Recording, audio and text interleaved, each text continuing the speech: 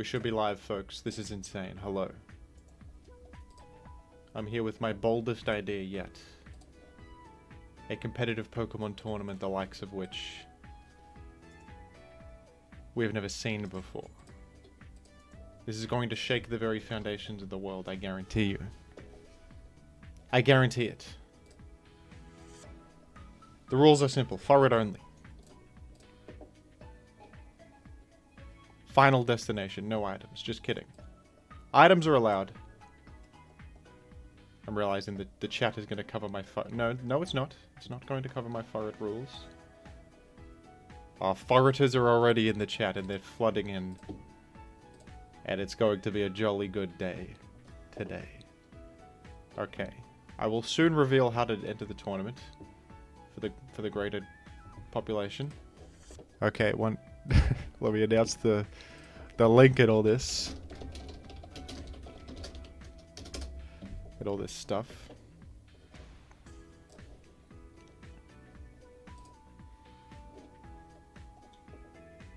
Alright, let me actually hide the chat there. That's going to cause problems for some people. Okay. Folks, the winner of this tournament is able to request a video for me to create that is Pokemon related. It's a controversial prize, but it's one that I'm offering to the winner of Furret Frenzy. How do we sign up? Shall I reveal it yet? It's a little bit before the allotted time. It's a little bit prior to the provided time on my video and my other... Dan Noodles, hello. Dan Noodles.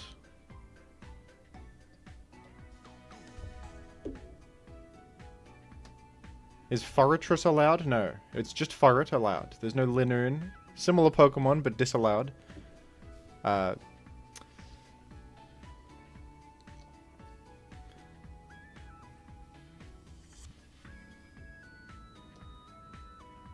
Ozma. Thank you for helping me set this up. How long is this going to last? As long as it takes, mate. I don't know. So no Steelix? No. Good question. Steelix not allowed. Sentret allowed?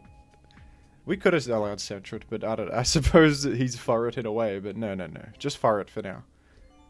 Imposter Ditto. No. Just that would be inferior to a Furret, because you're just cloning a Furret with worse HP, but regardless, not allowed. It's going for 36 hours. No, it's not. No. Did it start yet? It has not started yet. It has not.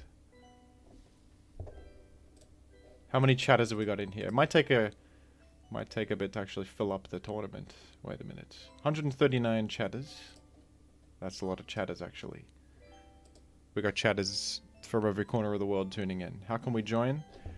I'll reveal it in just a moment. You got to be quick, folks. Get your hands ready for some quick joining, because only the fastest Furrets can join. AG is yes, it's AG, so you can baton pass. Luckily, Furret does not get any evasion boosting moves. I checked before, so there won't be any double team stuff. But you can baton pass, like he gets like coil, so that's going to be a common strategy. But that might be predictable, you know. So any sample teams? I'm thinking 6 Furrets. I would go with a Furret structure.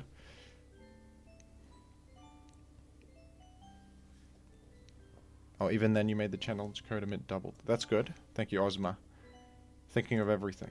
I don't think Furret's an honorable Pokemon who doesn't get such devious moves, so nothing to worry about there, of course. Quick question, is Mega Rayquaza allowed? No? Good question. It's just Furret allowed, but no Mega Rayquaza. Is it too late to join? It is not. I'm keeping it to myself for the moment. And I will reveal it in just a moment. And then you guys got to be quick. You got to be a quick Furret, like quick attack, that kind of thing, you know? You got to use quickness.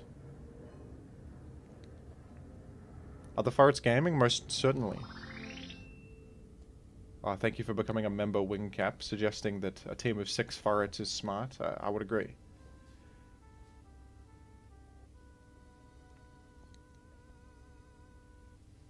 Is Mega Furret allowed? Mega Furret does not exist, but if it did, it would be allowed. Regrettably, it does not. Only the most talented Furrets are top seeds. No, I don't know if there's any seed. I think it's randomized. Will the link be here? I'll link it in a moment. Yes. Can we change teams between rounds? You can. So you can change up your Furret sets. And...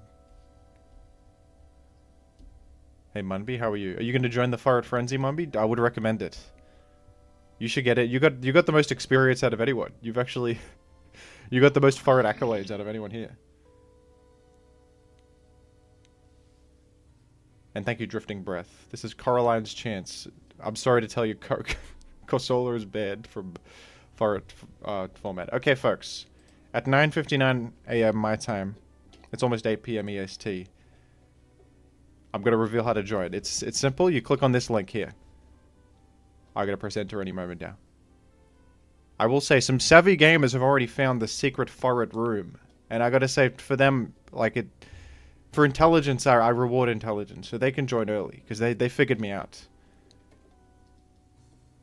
And here it is. It's a room called Furret Frenzy. You can click on that link, or you can type /join Furret Frenzy with no space on Showdown. That link should work right there. And look, we got gamers flooding in. We got gamers coming in, and you just click join in the room. Just click join in the room. There's a tournament at the top, and there's a button that says join. Go quick, folks. Be quick. We've got 34 entrants thus far. 41 users. 45 Furrets. So 48 Furrets.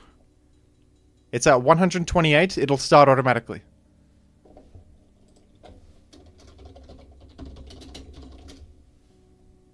Let the frenzy begin. Absolutely.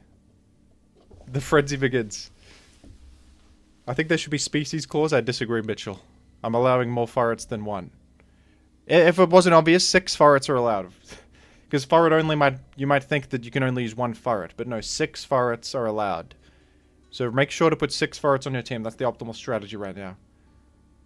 To put 6 Furrets on the team. I would personally recommend it. No Terra preview. Terra is allowed, of course, if that was not clear. 60 users in the Furret Frenzy.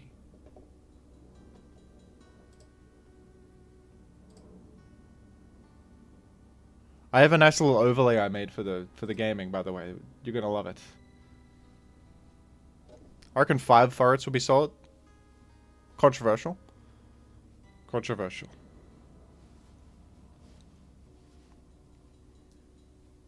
Alright, looks like there's plenty of time to get in, folks. I may have underestimated the Furret interest. I thought there'd be more Furreters coming in. We've got 66 Furreters. It's your first tournament, Flame. I hope it's a great one. I hope it's a great one. What's the room? Let me link it again. It's right here. Furret Frenzy is the name of the room, and you can join it on Showdown with clicking the link right there in the chat, or type /join Furret Frenzy on Pokemon Showdown to join as well. And you just join the tournament at the top of the room. There's a button that says join. Like so. Let me... realize that I usually don't show the chat, but you know, here it is. You can type join right there. And look at all these Furreters. 70 in the tournament thus far.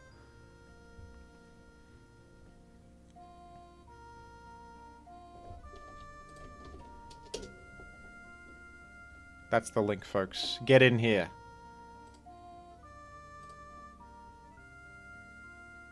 I'll pin it for the moment. We'll unpin that when the tournament begins. This is amazing. You were doing so... I saw some people rigorously preparing for Furret. There's a Furret-used Discord people made, and people were theory crafting in my Discord about Furret. And I was delighted to see it. You got chilling water is a big metagame staple right now, but I think choice specs for it is an underrated set.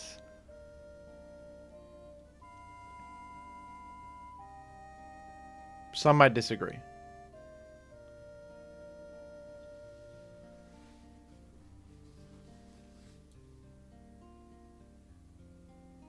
Terra Poison, that's secret to... I shouldn't have said it out loud. People are gonna... The Furret optimizations are getting ridiculous. Is Baton Pass banned? No, Baton Pass is allowed. Let me look at the Furret move pool real quick, just out of curiosity. What do you got in the way of hazard counterplay? Chilling Water is a great one.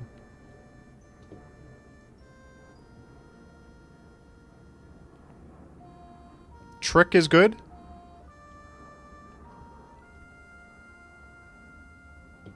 You could slash through the stats. You could.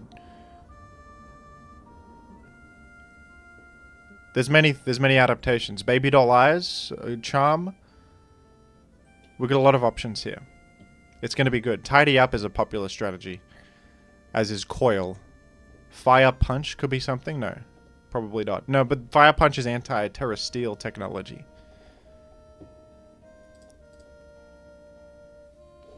What room do I join? It's called Furret Frenzy.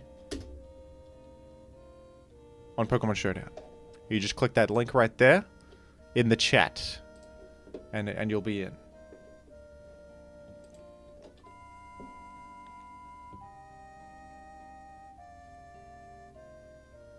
From every corner of the world, they're eager for the Furret Frenzy. But will they come out on top? Who knows? Yeah, I think some of these coil spamming Furreters are going to be loathed to find out that Furret learns Focus Blast, which actually bypasses their defense and hits them right in the special defense. I think that they might be loathed to figure it out, but some more dishonorable Furrets are going to...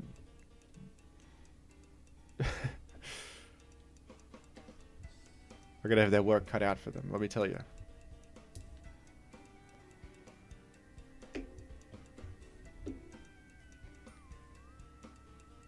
Terra Ground, you're onto something with that Zane.midi. Because there's going to be some Terra Poison Furrets, Terra Steel Furrets.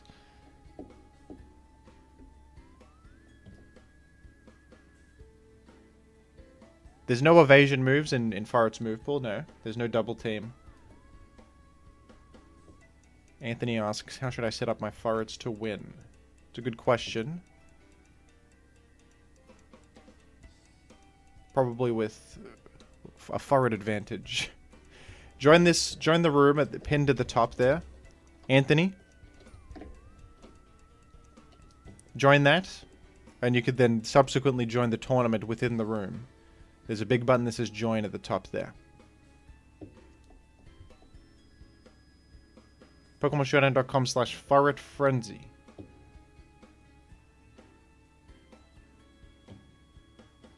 You're thinking of Linoon, Darius. That's Linoon who gets Belly Drum Extreme Speed. Furret is a more honorable Pokemon with more moveset variety. Linoon is more of a one-trick pony. It's kind of a lot of people think Linoon is kind of a dishonorable Pokemon. Like he's kind of a Furret Jr. in many people's eyes. But Furret, on the other hand... Is there any phasing? Not exactly, actually. Which could be a problem, but... I'm sure there'll be counterplay to the stat boosts. Red card that's genius. You are onto something, mystery guy. I think red card is brilliant.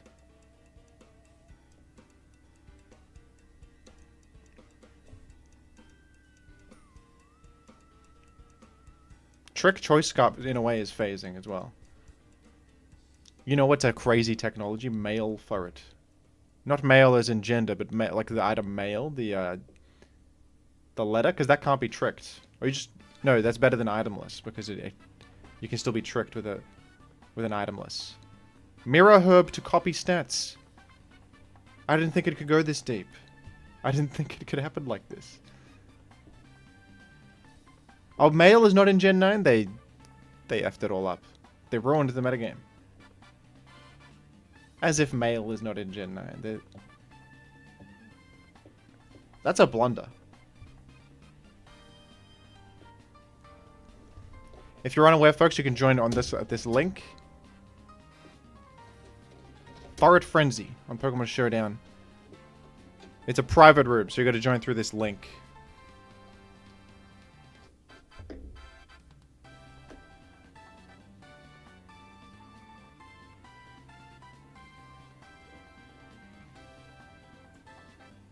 And then you can join the tournament by clicking join in the room, of course.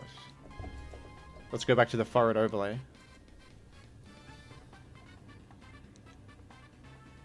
90 tournament entrants. I'm gonna wait till we hit 128, just because I think it's just epic to have 128 Furreters. 93 gamers have joined. Here they are. 94. Make that 94 Furrets.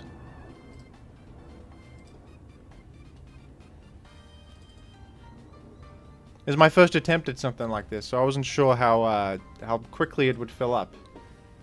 I'm impressed with the Furret interest. We got a lot of Furret interest. It's a Furret frenzy. Some people, they speak truth and nothing but truth, and I think Alphaitis in the chat is one of them. It is a Furret frenzy, and you can join right now. There's still time. Be quick. Be quick like Furret. Get in here. Dino, click the link. Join, there's still time. There's still time. Get in.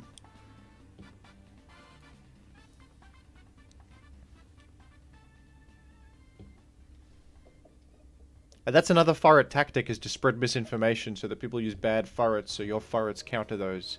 It's... in many ways, Furret Frenzy, it's a political format in the way the propaganda plays a role. You know? You could say things like, yeah, White Herb Quick Attack Furret is one of the best sets. It's not.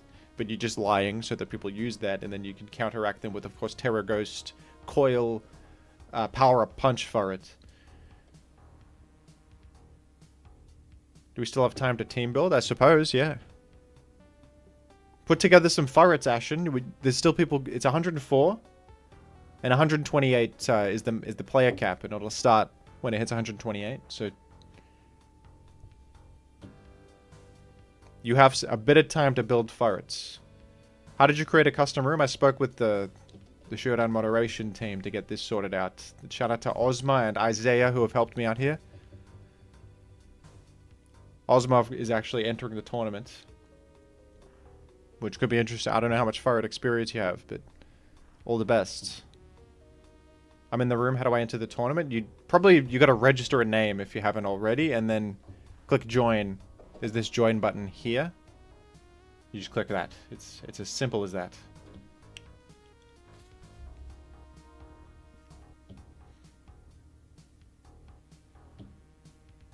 Terra Ghost Furret is a common strategy, but Shadow Claw Furret is an adaptation.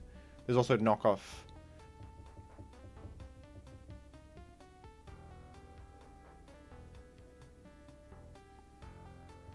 Mask of the Dragon, thank you for the donation. The Furret donation.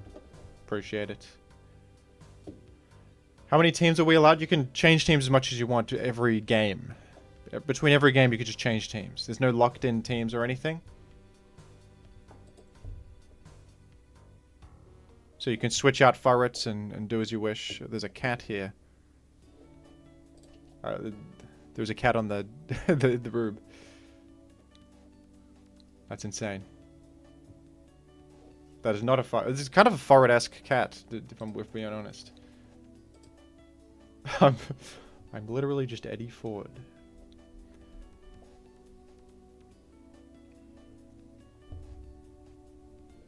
Why is Furret not dancing? We got this Furret under me, but then there's no Furret in this one. 112. We're almost there. 112 users in the Furret frenzy. Get in here. Join the tournament, folks. Join. You can still join. Insane. It's insane. You can join and then make your team. As long as you click join, you're in. You don't have to have a team prepared yet. I believe. Does Stall Furret work? It's an interesting question, because you can do Fling Toxic Orb to apply Toxic Poison. And then you can rest. You can do defensive boosts such as Amnesia. It's interesting. It's an interesting question.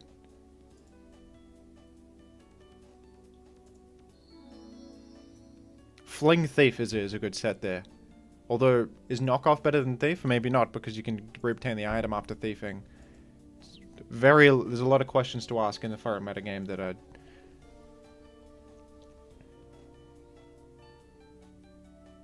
Thank you, Cheer It Up, for the kind words. Alright, so it's starting soon. 122. 6 more Furrets are allowed. Get in. 4 more Furrets. Someone left. 127. 7 more Furrets. 4 more Furrets. Who's leaving the tournament? Do not leave the Furret Frenzy. You are locked into the Furret Frenzy. You cannot leave.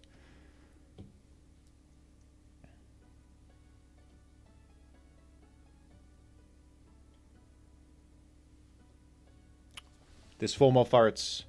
Get in. 3 more Furrets allowed. Are ults allowed? Of course not.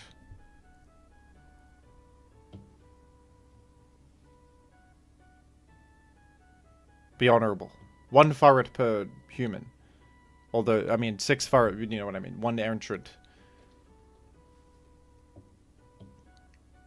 We have a jokester leaving and rejoining. That's an absolute devious trick. A cruel jape, if you will. I will not be participating. I'm commentating. I'm the Furret commentator.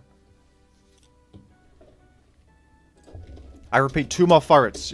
2 people are... 2 more slots in the tournament. Get in. Get in there.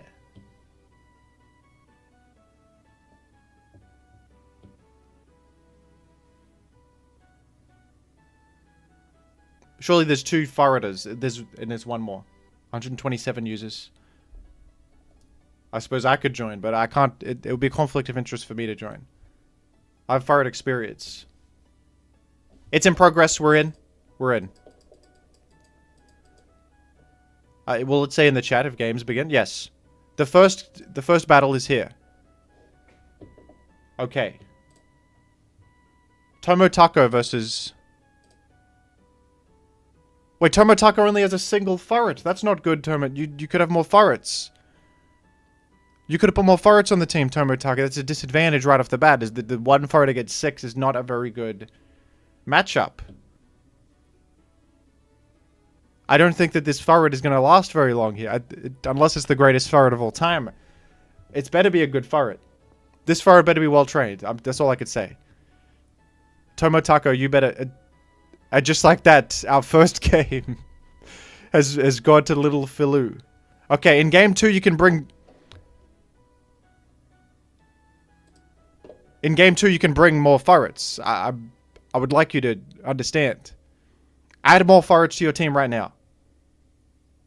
Add 5 more. You can do it. Quick. You got time. 20 seconds. You got 20 seconds. Game 2 is being played. No, you stick it to your guns. It's a bold strategy, but... It's a bold strategy. But it might just work. It might just be crazy enough to work.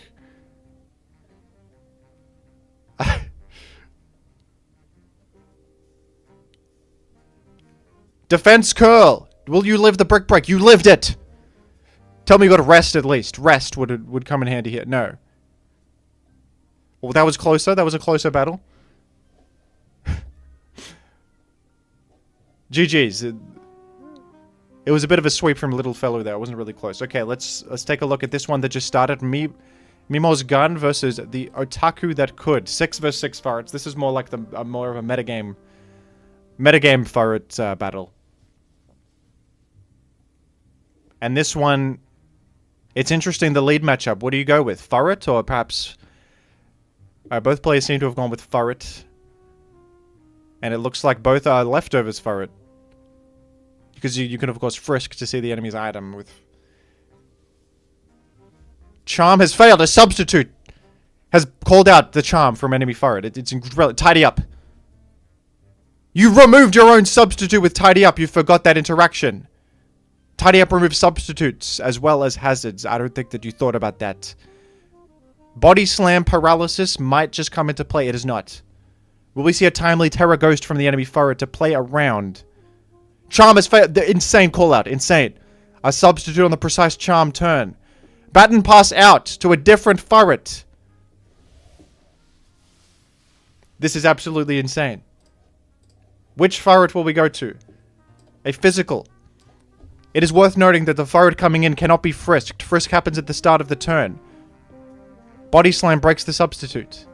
Which Furret will Terra first? You have Body Slam yourself. You have gotten the paralyze that your opponent so sorely desired. I'm surprised not to see Brick Break or perhaps Power Up Punch here, but Body Slam is just... it's good neutral damage, and the paralyze did take effect, earning you a KO. We have First Blood in Furret Frenzy.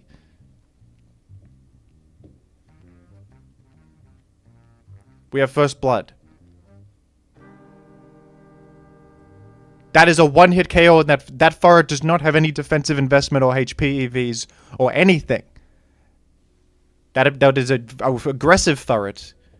We need to see a defensive terrestrialization. We need to see it very quickly. Because this is going to be a Furret. There's the Terra Ghost comes out. You're immune to Body Slam. And Brick Break will KO. A reversal from the Otaku that could... with a timely terrestrialize. But you have now committed terrestrialize. It is important to note that the opponent can now terrestrialize proactively and... knock off. They're prepared for the enemy's defensive terror. With a knockoff right there. Was that Choice Band Furret? Because that just one-hit KO'd. That was just a one-hit KO. 3 Furrets against 5. I don't know. I mean, it is indeed a Choice Band Furret, as the Frisk has revealed. Knockoff is going to be lived by this one. Aya Papa Berry, it's Coil. And this Furret is locked in. Knockoff is doing minimal damage against an itemless Furret on the enemy side. So Coil could be a fantastic reversal strategy.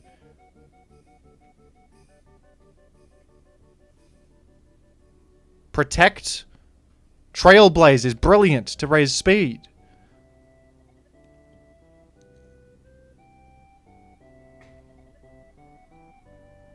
Munby, it sounds like you're going to get an activity win if they don't show up, but that's okay. Anyway, back to the action. Trailblaze is genius. Coil again? Tidy up. Okay, it's going to be a speed tie here. I think that this is a bit greedy. I think you should just eliminate this Furret. You're coiling up, but I think that in fact you should eliminate the Furret in front of you. There's now a full health tidy up Furret, which could critical hit you if you're not careful. Zen Headbutt has come down. And Zen Headbutt, you have tricked a Choice Band onto the enemy Furret, and Zen Headbutt is a brilliant lock-in. No, a double-edged critical hit! Has ended that coiled Furret. It was a speed tie there, it's worth noting. It was a speed tie. For both Furrets evenly matched.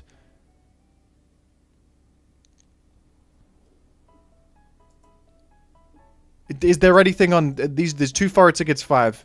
Is there anything to be done? Quick Attack is a move in Furret's moveset. I'm hoping that you have Quick Attack to finish off this Furret at least. Quick Attack would be the way to go. Double Edge is not KO'd. Imagine you've died to the recoil. Fire Punch failed. There's no Furret to hit. I cannot believe that just lived on 1%.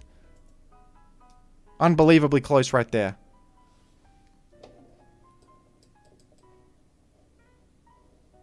It's a Chesto Bear. It cannot rest all the way back up to full health. No. It's been eliminated. It could be a Choice Scarf. It is not Sash. It was Chesto Berry.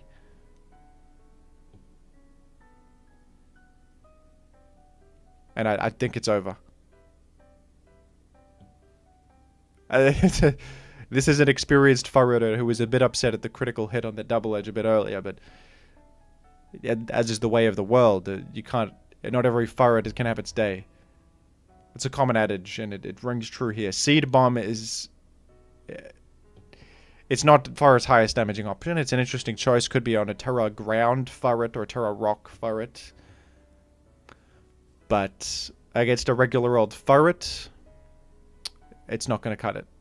And that is a victory for Mimo's gun. Game 2 is now underway.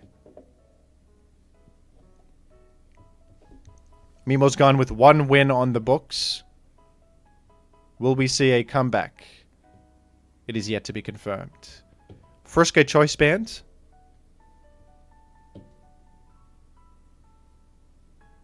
And a Choice Scarf is going to outrun. Brick Break just shy of a KO. I think knocking off the Choice Band there on turn 1 was brilliant. To deny the damage required for a Brick Break follow-up KO.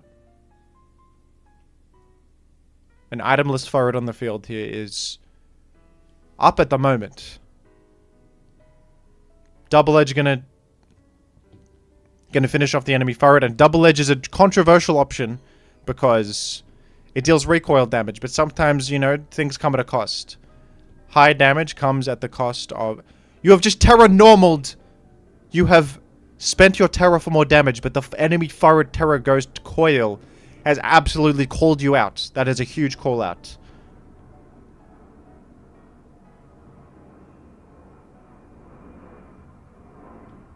You are going to need to switch into a different Furret. Trailblaze. Boosted up the speed.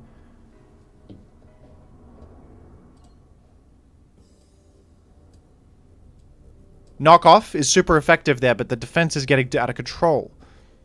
I would have advised a Trailblaze there instead of Brick Break, because that would have KO'd while raising your speed. Slight Furret optimization, but that's neither here nor there. Still in a commanding position. If this is a Choice Scarf, this could speed tie. Sucker Punch is brilliant. With a Life Orb for extra damage. Evening things out.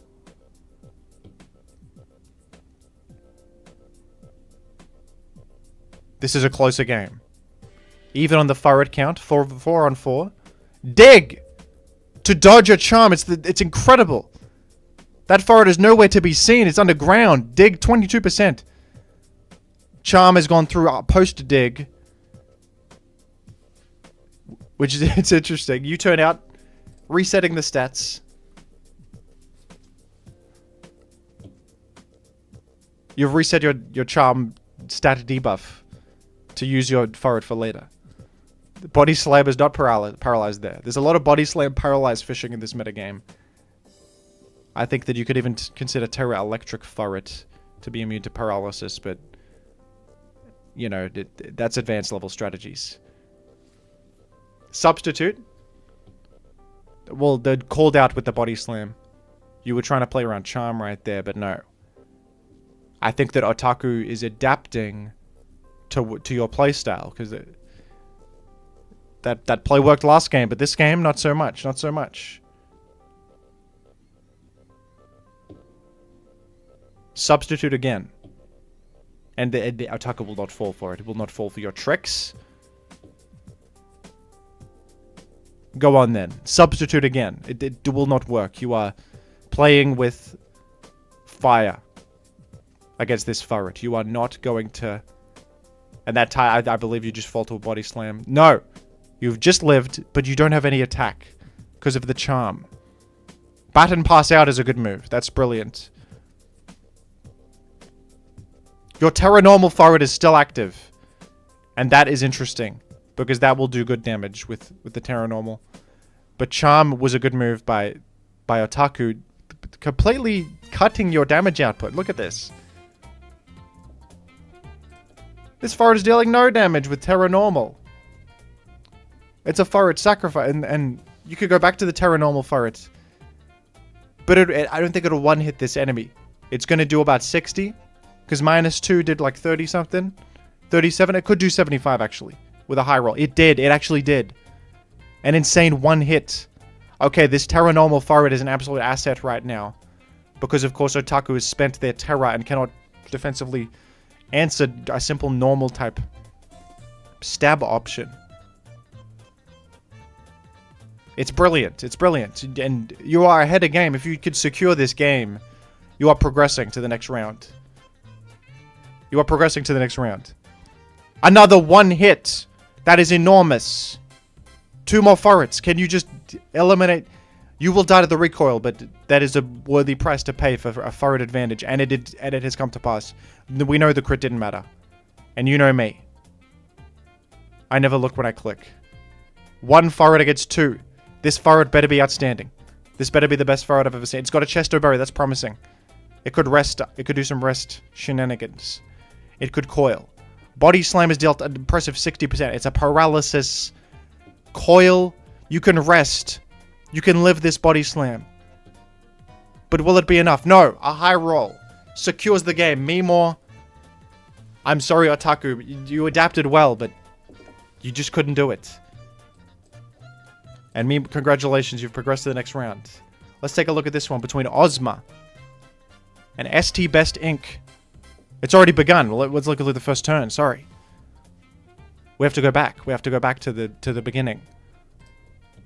It started with a Furret switch out, which is interesting. A light ball fling Furret has paralyzed the enemy. That is incredible tech. Chilling water to lower attack.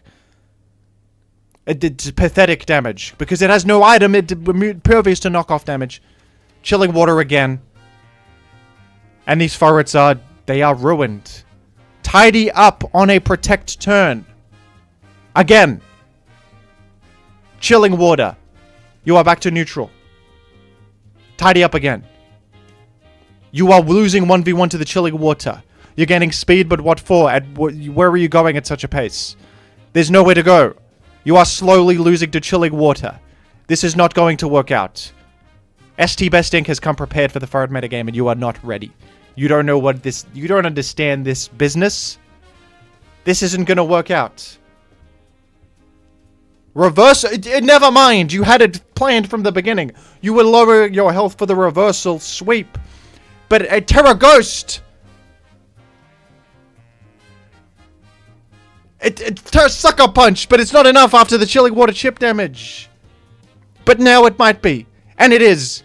And the Furret has fallen.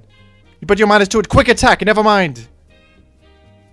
It's a fling flame orb Furret. It's going to... But never mind, it's a focus blast enemy Furret. It's incredible. It's incredible.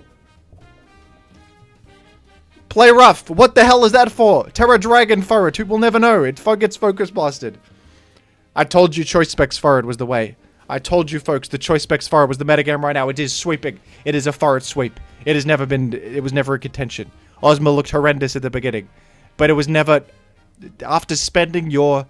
That you never spend a Terra Ghost before seeing the Choice Specs Focus Blast Furret at the back. That is Furret... theory. Okay? We are now in game 2. A convincing win from Ozma on turn 1 there. But now ST Best Inc. is going to be prepared for it. Impressive showing at the start of that game with the chilling water counterplay. By the way, incredible skill on that Furret to never miss a single focus blast. Incredible. I may not have seen so many focus blasts land in a row. That was unbelievable. It was unbelievable.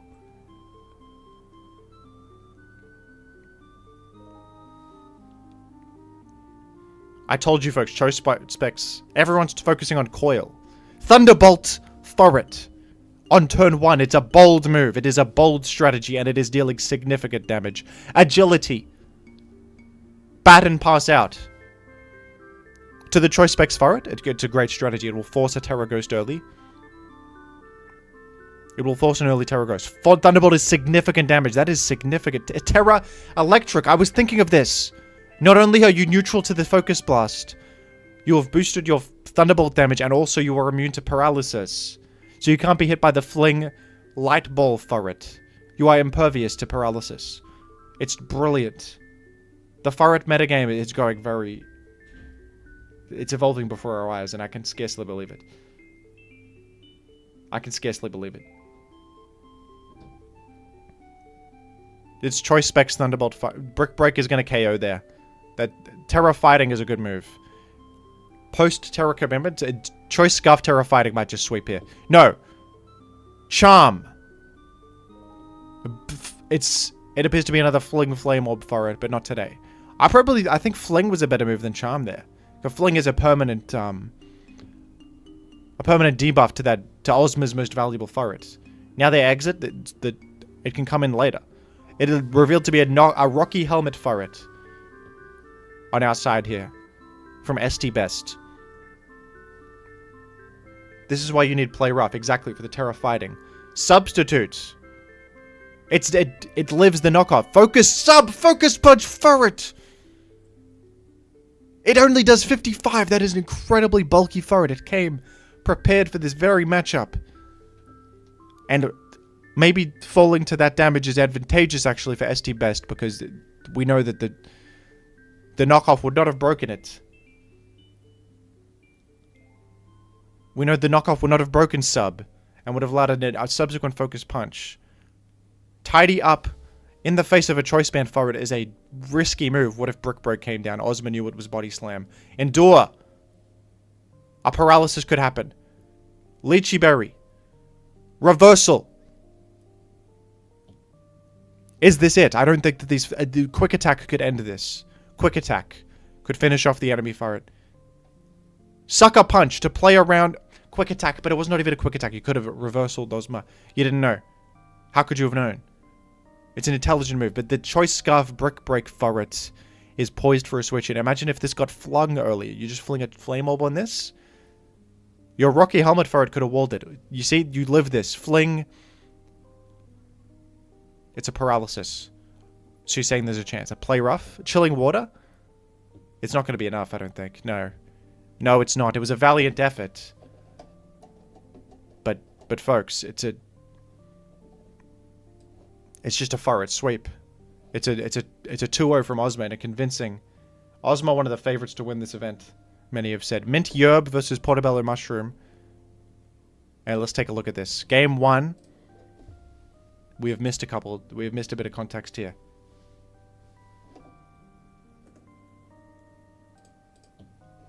And the tournament is progressing steadily. Of course. I cannot keep track of where the tournament even is. It's just too much Furret. Both of these Furrets are agilitying against one another. The Furret named E has higher speed at the moment, but Cold Visions has a higher defense and accuracy, which could come into play. We'll see what happens.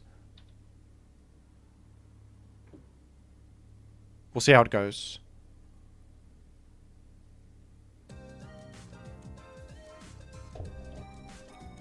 That was Mirror Herb Furret, I just realized. I didn't even process that. That's unbelievable technology. We were theory crafting that earlier. Mirror Herb is fantastic against all these boosting Furrets. Charm. Charm versus Chilling Water. I gotta put my money on the Chilling Water Furret here. I think that this Chilling Water Furret 1v1s very well, because you're lowering their attack whilst also slowly damaging them, which is a surefire path to success.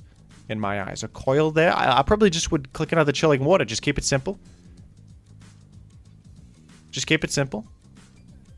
Mint Yerb. You push the advantage. Although a Baton Pass out could really get you. But then with the Chilling Water strategy, you are maintaining a low attack stat for the enemy and reducing their Baton Pass value. You know what I mean. I think that charming the enemy Furret on Portobello Mushroom's side is a losing game. Diminishing returns at this point. The Furret is weak enough. The Furret is weak enough. I don't think the charm is going to really help you here. I would advise going on the offensive soon. I really think you should go on the offensive very soon. It's imperative.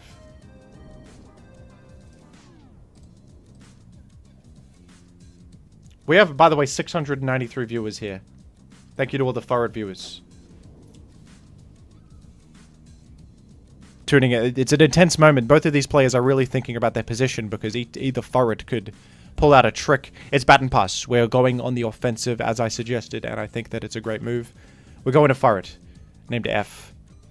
You have also Baton Passed. Great minds think alike. We are exiting. You have minus attack, but you could go to a Focus Blast Furret, and you have accuracy boosts. And if you have a Focus Blast Furret right here, it might just be over.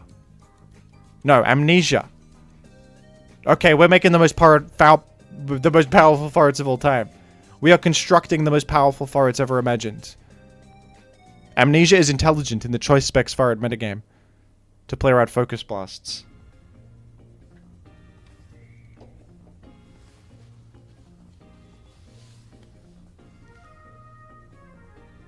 They're both tidying up the place. I mean, I can scarcely believe who's going to win this 1v1 between these two particular forwards. It's I think that maybe Portobello Mushroom was thinking ahead earlier with all of those charms, because Cold Visions is committed to baton passing out, but their attack is so low that it's just not worth it.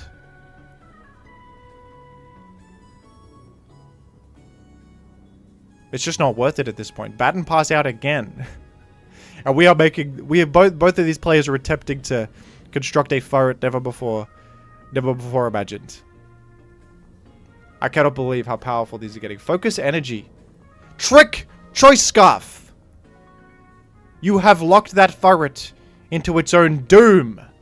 He is locked into Brick Breaker. Terror Ghost will end this guy's entire career. Locked into a move that... And you have established your forward as the superior. Okay, that's a sacrifice, but... If you just have a Terror Ghost forward, you are able to... very easily turn the tables on this enemy. You can turn the tables very easily.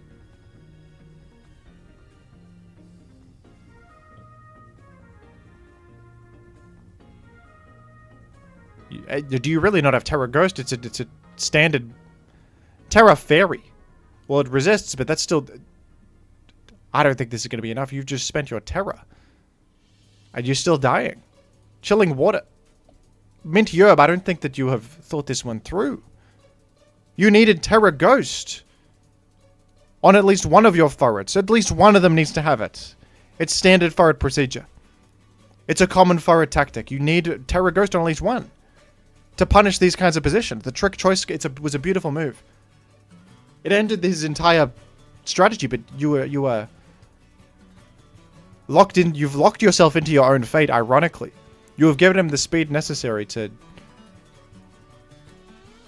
brick break until Kingdom Come, and I believe that this game 1 is going to go to Portobello Mushroom. After I don't think any of these forwards can survive this onslaught.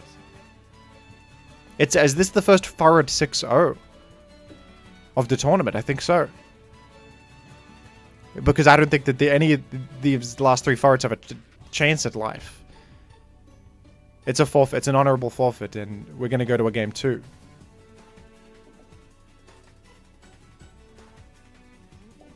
Game 2 is now underway.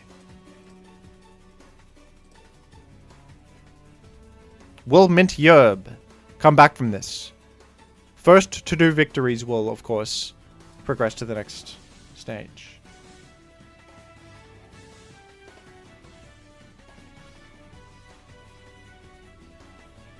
A Lychee Berry Furret on Portobello Mushroom side and a Choice Scarf, so of course the Choice Scarf Furret has an early advantage.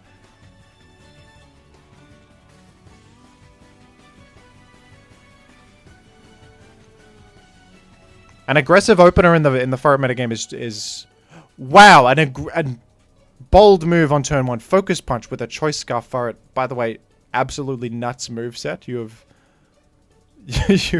you have Choice Scarf, Focus Punch, Furret.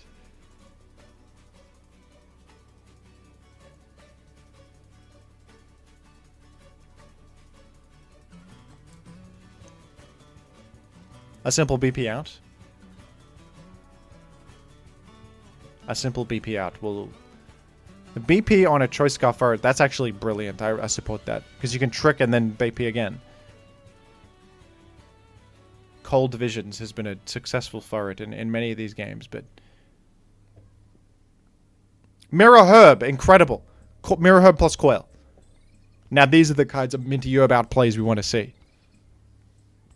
That was an incredible call out. Chilling Water here is a fantastic choice.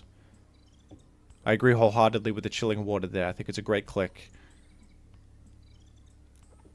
I just hope that you don't have chilling water on everything without any, like, good coverage options, because you're going to need brick break somewhere. Okay, we're just going to match boosts. There's definitely there's a tempo and a pace to Furret-Used, where they say whoever coils first recoils in horror. Is a common adage among the Furret community, because sometimes committing to coil puts you in a chilling water trap. It's like the poisoned pawn of Furret-Used, as they say. Because, you know, committing to it first, it reveals your hand, and then chilling water simply chips you down ever so slowly to the point of an unfavorable 1v1.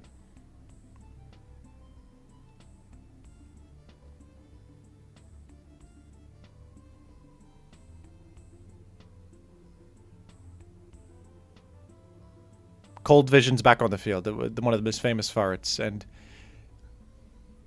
we're hoping that, like, a baton pass into Cold Visions represents perhaps fighting coverage right here. Endure, Charm, outplaying the Endure significantly there. Endure was expecting a fighting type attack coming down for a reversal counterplay, but Charm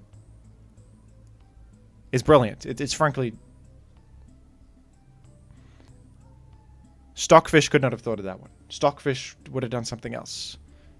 This is the human element. This is the human error. And Charm again, I think that Mintiob is well ahead here. Focus Blast! But we live. Baton Pass out. Focus Blast was a shake-up right there. Nobody expected that. You boost your attack and defense for hours. It's a common bluff. The coil into Focus Blast. They call it the Jerome Gambit.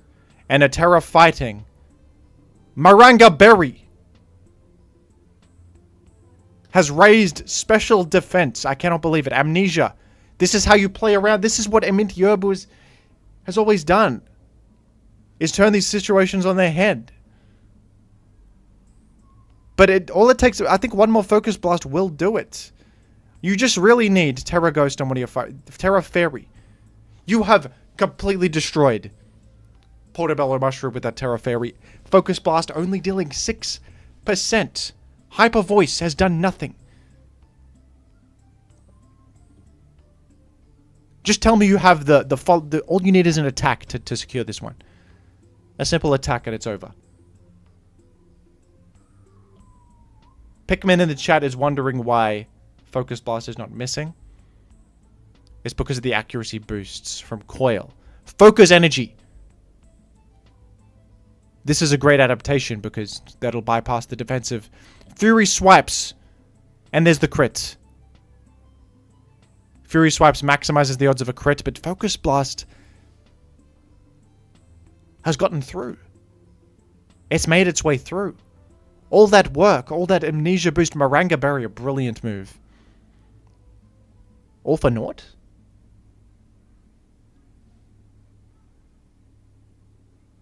All for naught.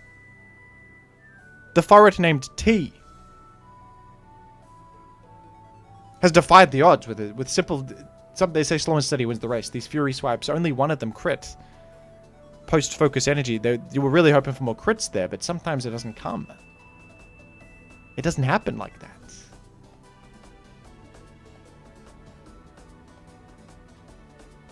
A scope lens could have been wise.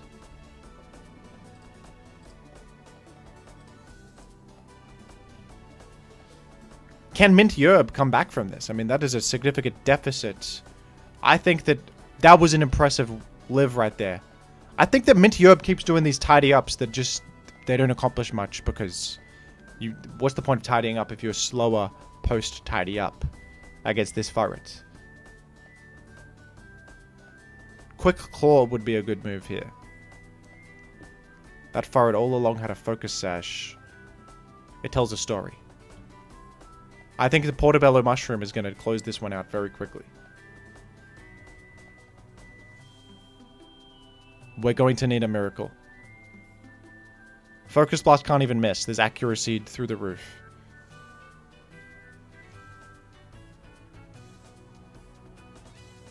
Hyper Voice is a smart move there to preserve Focus Blast PP in the event of PP stall.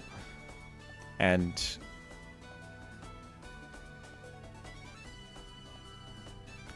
going out with a Focus Punch, just putting it all on the table, only to be eliminated. A respectable attempt from Mint Yerb. There was some great technology in that one, but we now have a battle between Platypus's 1 and Wezrui in the next stage of the tournament. Stewie is the enemy Furret, or perhaps a reference to the Family Guy cartoon. A Flame Orb fling to kick things off is a bold opener.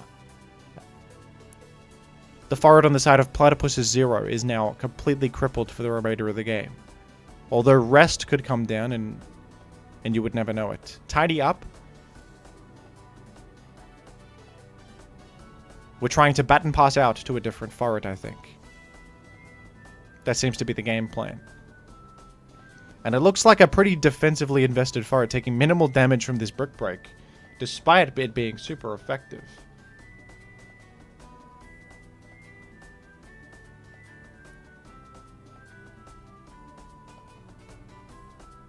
I think that you're right in that more people should be running Focus Sash Endeavor to play around the all these boost spammers. You know, it may seem like boosting and baton passing could be the way to go, but it's so obvious that there's this clear counterplay in my eyes. So a baton pass out to a weaker Furret has taken 61, but it's a small price to pay for a subsequent KO and a well-positioned Furret on Platypus's side. Wezrui is going to need something excellent to take out this. Perhaps a Sucker Punch Terra Dark could finish it off. We could see a Terra Ghost. Terra Ghost would be a great move. Terra Poison has been a popular strategy, actually, for fighting resistance and poison immunity all in one. So we'll see if that comes to pass. Okay. Peter is on the field. We have a Family Guy themed team. Family Guy, of course, a popular cartoon. Knockoff was an unbelievable move. Calling out the Terra Ghost. Platypus's is an experienced Furreter. You cannot get him with that obvious Terra Ghost.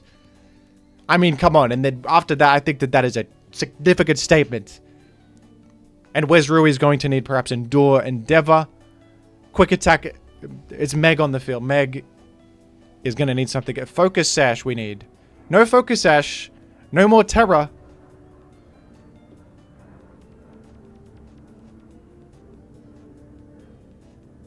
And it's Expert Belt Furret, which is brilliant. It's extra damage on not only enemy Furret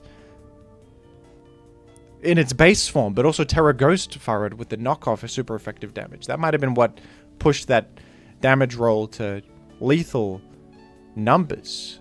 We have Peter on the field, the main character. A Quick Attack has brought this Furret a bit lower, but I don't think that there's any recourse after a confident move like that. I mean, that was an unbelievable play.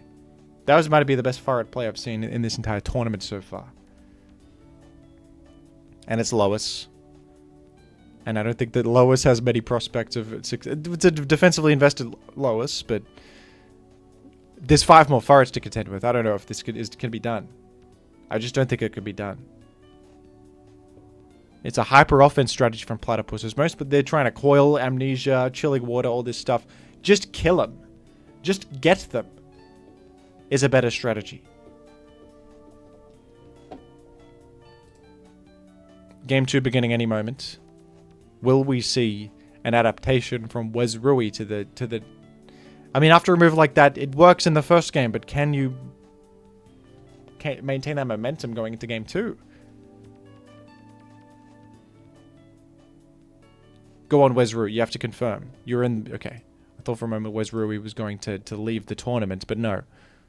You are still in. You can still win this.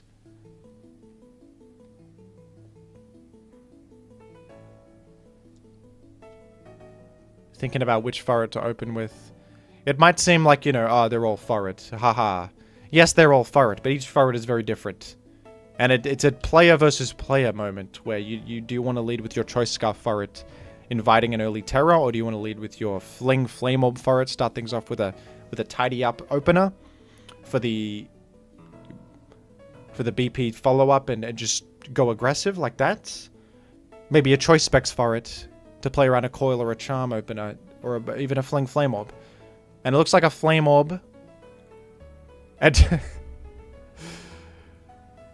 in a surprising turn of events, this Furret does not have Frisk. It instead has Run Away with no competitive use. Wow. That is an insane move. Tricking the flame orb onto yourself. Even then Fling does nothing, but you flung the choice scarf. And you burned yourself anyway. Because you have a flame orb. That is a controversial opener. Body slam. Rocky helmet. Punishing the burned Furret.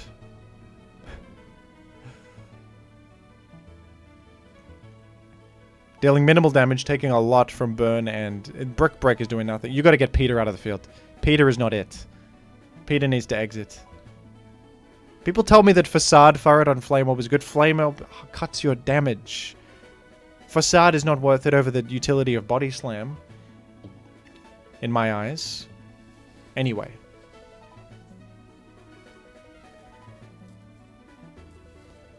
This is another Flame Orb. It's another Flame Orb Furret. But you can't Flame Orb fling something that's paralyzed. You are the one that paralyzed it. I think that you don't know what is happening here. You need Choice Specs Furret and you need it quickly. Choice Specs Furret can swiftly end this. It's paralyzed, it's slower. Chris better have a Choice Specs equipped. Knockoff? Chesterberry, that's not a Choice Specs. You're in trouble. You are in big trouble.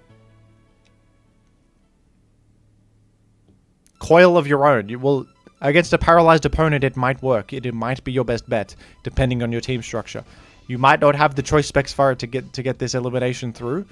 So you might have to just match the coil boosts, and without an item on your side, Knockoff is not doing enough. Knockoff is not enough. Rest. Okay.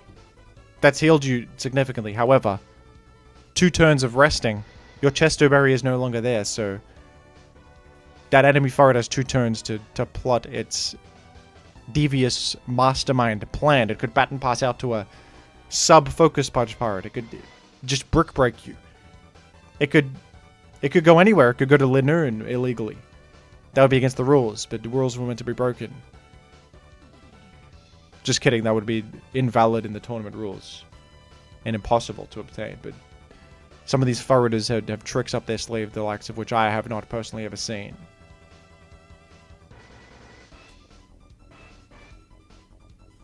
Alright.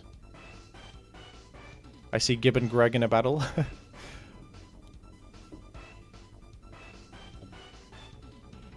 A substitute. This is what I thought would happen. This is what I was thinking. Is a substitute to punish the rest turns. Quick attack is a good move.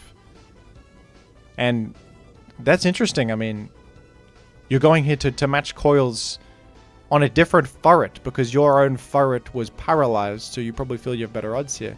I do wonder, is sub-focus punch coming down? Because that would really deal significant damage to Chris from Family Guy. And I think Chris from Family Guy might even fall in a single hit, depending on the damage roll. We'll have to see how it plays out. A substitute, it's a move that tells a story. It is indeed a focus punch. It's damage. You have not broken substitute. It's 69%. 69% is an incredible bit of chip. Terror Ghost has outplayed. But it's a significant commitment. You have put your cards on the table with that Terror Ghost. Can you follow up? Now Platypuses can just Terror Ghost. It's a rest. All the way back up to fruition. Baton pass out. You are now sitting there for 2 turns. There's 2 turns of Furret Mayhem on the end. And I think that we could see a knockoff Furret come in and just very swiftly... Although knockoff is not dealing enough damage. We need Shadow Claw Furret. That's a Munby tech. Munby pioneered Shadow Claw Furret for this very situation. It may seem bad because most Furrets are normal type, but for this position it's brilliant. With not only the crit chance, but the high base power.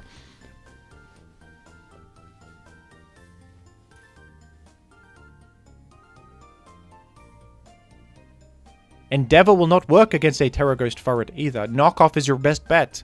Many people over-rely on the knockoff coverage, but in this situation, think of the itemless Chris from Family Guy Terror Ghost matchup, and it's just not good enough. It's just not good enough for such a matchup. Never mind. It is Platypus has done his calculations. And in fact, the -1 knockoff against an enemy Chris from Family Guy Terror Ghost +2 coil is a 3-hit KO. It is a 3-hit KO.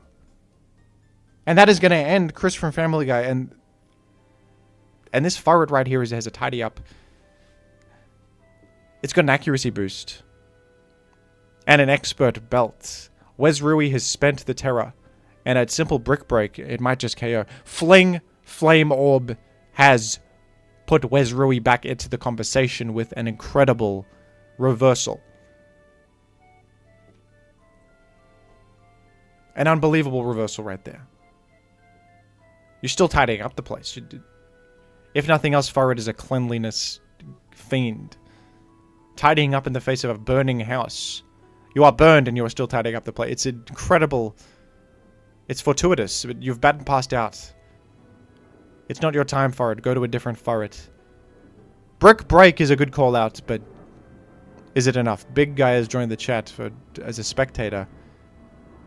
Because this is the match of the century, of course. Now, this Furret is primed for a brick break, but Meg from Family Guy has tricks up her sleeve. Never mind. No, she does not. She is gone. To the grave.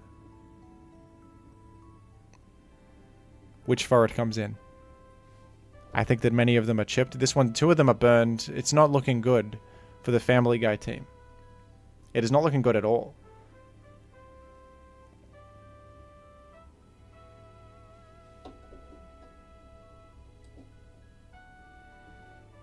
And Platypus is a game up, of course, so just a terror fight just to secure the advantage. It's a great way to play around defensive Furrets. Will we see a... I just want to see one Focus Sash Endeavor. It's a great way to get out of a jam.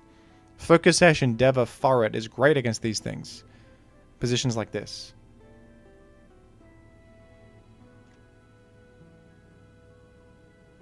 And we will take a look at Portobello Mushroom in the next... in just a moment. Furret doesn't get Endeavor. My mistake. I thought Furret got Endeavor. I wasn't aware. It wasn't like that. I think that this is a swift victory for Platypus's 0. We don't even need to see this one play out. Wes Rui is just biding time until their inevitable doom. And it's over. Stewie, a little child, only a baby, about to be hit with a brick break to the dome and defeated. Congratulations to Platypus is progressing. Portobello Mushroom, we remember from a previous round, with a convincing victory. Now, making a statement here with named Furrets, which is it's considered honorable in the Furret community to nickname your Furrets so they're more distinguishable. It's like a courtesy. But, you know, not everyone is up to the task.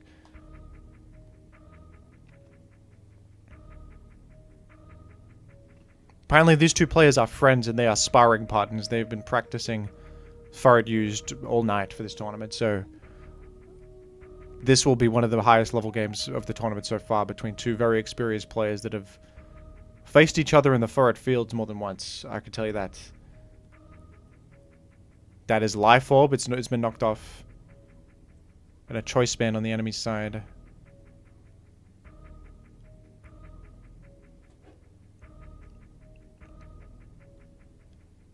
With a 48% chip, you have double-edged your way into Brick Break range. I don't know. I think maybe the Brick Break range was there anyway. I mean, these players are playing at a very high level. They know these damage ranges. They know all these Furret ranges, of course. E has hit the field. E. And they've both frisked one another. One of them has a choice specs, and that is a fantastic thing to frisk. That can catch you off guard if you're not aware of it. On a baton pass from a coil. That's a common strategy. Coil, baton pass to the choice specs Furret. And wow, special defense on that Furret to live Focus Blast is a great adaptation. What did I say that these players are high level? And an agility pass. I mean, we could see reversal come down. You're going to BP out. But you better BP out to a Furret that lives a Focus Blast because... No, it's a miss. I mean, it's only 70% accurate. Without the coil boosts, this is a risky strategy. It can be very high reward, but high risk too. I'm realizing that I've been told that the Pokemon are named after all the letters in the Pokemon's name, Furret. And a Terra Ghost, pulling the trigger on Terra Ghost, but Thunder Games just exits. Does not want to Focus Blast into a Terra Ghost. That's awareness that we haven't seen yet in these previous... This is the highest echelon of Furret used and what it looks like, folks. That was a high-level maneuver. Nice move to come in on a Focus Sash Furret and take the knockoff, because Focus Sash is a lower value item to lose. You know, losing a Choice Specs or a Life Orb or an Expert Belt could be game losing, but losing a Focus Sash is... It's manageable, it's fine. There was a critical hit, but evidently this Furret is well prepared for such outlier situations. And what did I say? That Coil Pass to a Focus Blast Furret, and Focus Sash represents no special moves, but Portobello Mushroom with a genius Focus Blast, Focus Sash, Furret receiver as a bluff. It was a elaborate bluff the entire time. And the Furret named T is well positioned. Truly. Thunder Games is on the back foot in a big way. A Terra Steel. That is still weak to fighting. I think that a Hyper Voice was expected, but Hyper Voice did not come down. In fact, Hyper Voice, that's what we call knowledge, because Hyper Voice was used there to preserve Focus Blast PP. And they know that it does 19% precisely. That crit might have mattered depending on the Furret, but a lot of Furrets just fall there, so...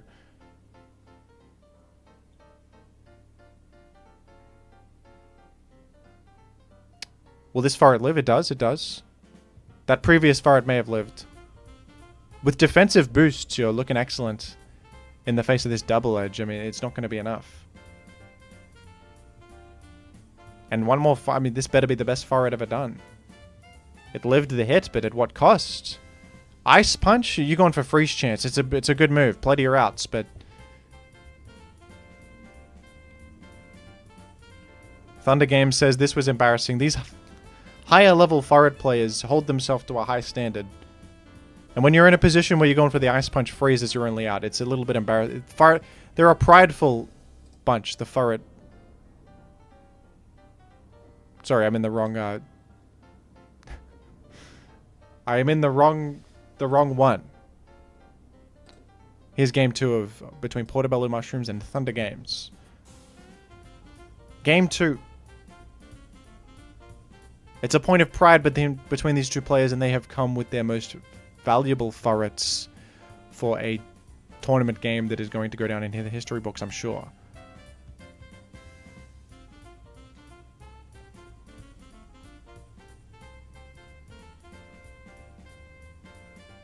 Agility on a substitute. There is a level 1 Furret, I've been told. But I've also been told that a Furret does not learn Endeavor, and a Focus Punch to eliminate the first Pokemon is an aggressive opener that is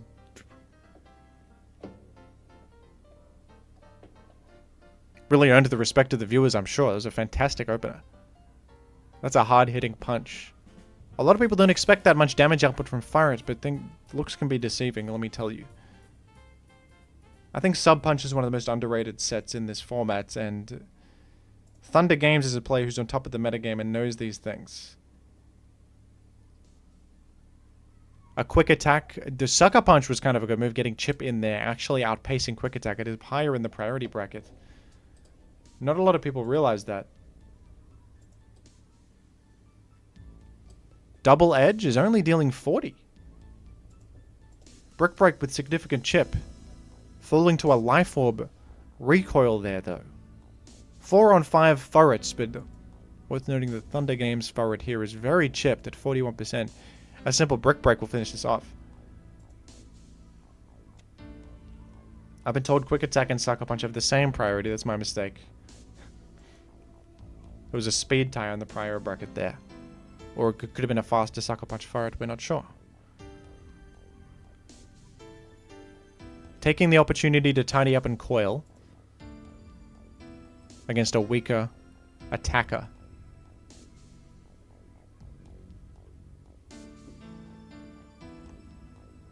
A critical hit could come down here, though. Papaya Berry is raised special attack! Wow! I have never seen Papaya Berry, but that is brilliant. It's going to have Focus Blast damage, and Focus Blast, we know, is a safer way to get through Furrets. Amnesia, not a common tech at the moment. We're going to see this is the special Furret from before, and Hyper Voice. I mean, this is better than a Choice Specs Furret. You are not locked in. You're not locked in, and you can't get taken advantage of by Terra Ghost. Terra Steel comes down. It's not going to work. You see, that's the thing, is it +1 accurate Focus Blast can still miss. It is a bit more accurate than 70, but still. A miss there is timely, and it was a call out on the Terra Steel, but Terra Steel knowingly, because forcing Focus Blast adds that out of the miss chance. And that's the position Thunder Games is trying to force there, but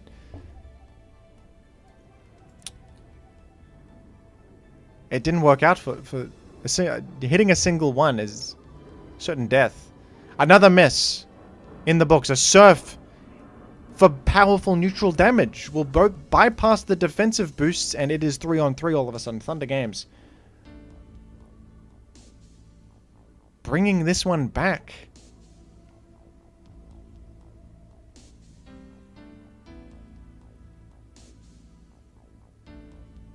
Wow. A forfeit from Portable. He knows the position. He knows that it's over. Thunder Games bringing this back. I told you these two are evenly matched. Game 3.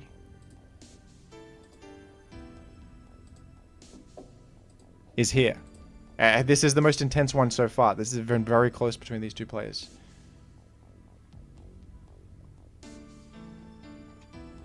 Many Furreters will try to coil twice before they go for that Focus Blast endgame, but it is hard sometimes to find the turn to coil twice. And the level 1 Furret, what is it going to do here? Endeavor. I've been told misinformation. Furret does learn Endeavor, folks. What are you talking about? Someone in the chat told me that's not the case. It was a Furreter trying to conceal their tactics. Level 1 Furret has started this off with a real bang. And a Quick Attack is not... Wait a minute. Quick Attack did 1%, but they died in a life form anyway. Wow. It was only one person. That's on me for listening to a single chatter. That's my own folly. Furret does indeed get Endeavor. I can't believe that sequence of events was really something.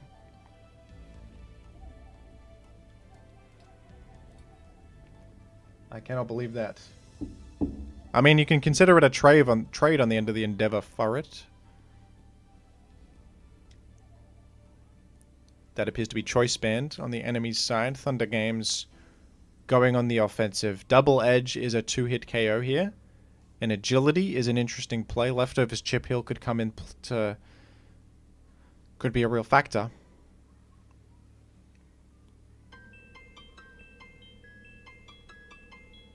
I keep listening to my chat, but I'm right. Sucker Punch is 2+2 priority. It's my mistake for listening to my chatters when I know things and they don't. I know everything about Furret. And it's a coil pass line from Portobello Mushrooms. Frisking the Choice Scarf is good there. Brick Break dealing a measly 20%. That's nothing. It's +1. I've been tested. Alright, I was wrong about that. But someone said the other thing.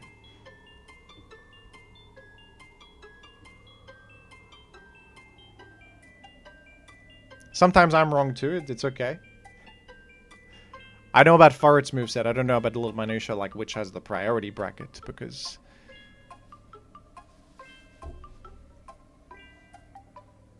Because I don't use moves like Sucker Punch. No. Anyway, back to the game.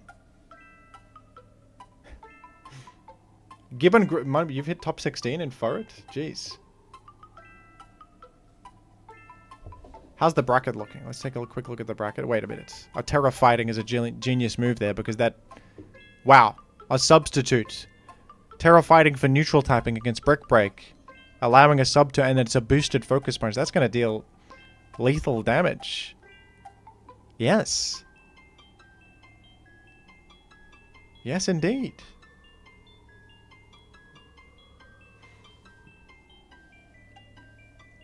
I mean, Portobello Mushroom was the favorite to win this set, but I think that Thunder Games is looking like in a pretty commanding position here.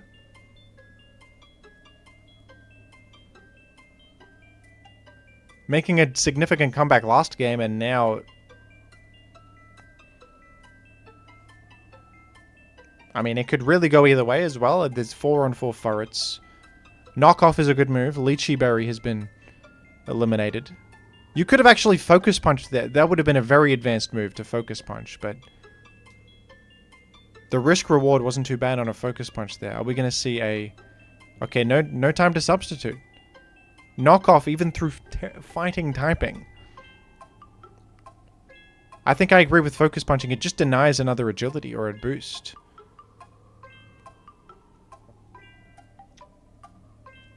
Okay, you're up against a chipped and knocked off Furret. What will we see come down here? I want to see more Focus Punch Furret to punish these boosters. I think it's a simple and straightforward way to just punch them. Reversal comes down. It's not enough. Reversal is only doing 37. I mean, the Thunder Games knows the damage ranges. Furret Games is not going to put you into reversal range. No.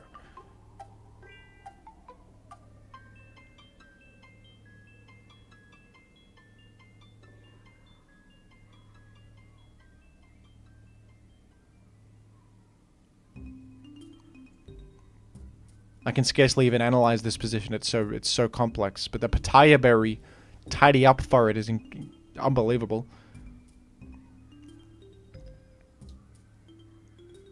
We can say firmly that Coil is the Furret meta. Coil is the premier strategy in this format. And a second Coil will put you out of range of and you're going to consume your Pitaya Berry. The thing is that this better be a faster Furret. Nope. Button pass out. Thunder Games probably going for a critical hit at this stage. Critical hit would end things, but I think Portobello Mushroom with a couple coils has brought this position back into a favorable one. Thunder Games... I mean, there's still the chance of Focus Miss, I think. With this accuracy level, you can still miss Focus Blast. Goes for the aggressive Terra Fighting. It's not necessary, but it's just for show, just for the fans at home.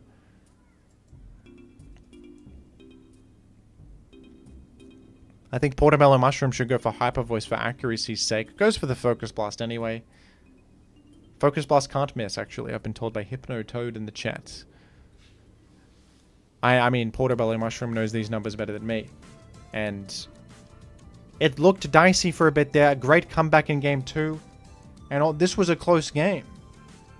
But Portobello Mushroom goes through to the next one. Of course. Let's take a look at the bracket. I mean, we're really progressing through. Grand finals will happen one day. I think we're at quarterfinals. I can't even process all the Furrets, but let's take a look at... Oh, Ozma vs. Portobello Mushroom. We're going to check out this one. That's a big game. Ozma and Portobello Mushroom, both favorites in this tournament. And where's Gibbon Greg? He's a known Furret entity. He's waiting for his match. Yes, Ozma and Portobello Mushroom is underway. This is a heavy battle. This is one of the big ones. These are two Furret fanatics, and they have been on a tear this tournament. We saw Ozma in a previous game with some of the highest level Furret piloting so far, and Portobello Mushroom just had a very, very close and mentally taxing set against his sparring partner, Thunder Games. It was very close, down to the wire. So I think that these two Furreters are coming off a very exhausting tournament so far. It's taking all of their mental capacity. And it made the best Furreter win, is all I could say. Choice Specs, Ozma has been one of the pioneers of Choice Specs Furret. It's a simple and straightforward strategy. But Portobello Mushroom is a player that is not going to fall for such tricks. And see, this is the risk. You go for the Focus Blast on turn 1, and what if it just misses? It's a risky play. You can say it's bad luck, but you know that has a mischance. You're well aware. And of course, Portobello Mushroom is EV'd to live Focus Blast. You think that he wasn't prepared for this moment? Go on then. An exit point from Ozma, actually. Wary of a Terra Ghost, maybe? Didn't come down, but a BP out, and Portobello Mushroom showing serious Furret awareness, starting this game off with a coil pass. And Ozma, the Choice Specs Furret has not failed them thus far, but at a stage like this, at this stage of the tournament, are you going to rely on such inconsistent strategies? Portobello Mushroom showing serious dominance early on in this game.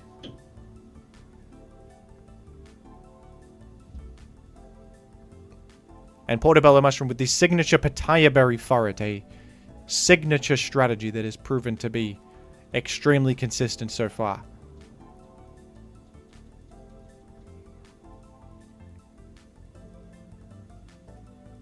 Many people are saying that Portobello Mushroom is the greatest Furret player of all time, but Terra Electric was an interesting move. I mean, maybe expecting a Body Slam or well, we know it's not Fling Light Ball, but maybe even expecting a fighting type attack trying to get neutral. But a simple double edge for stab. And may I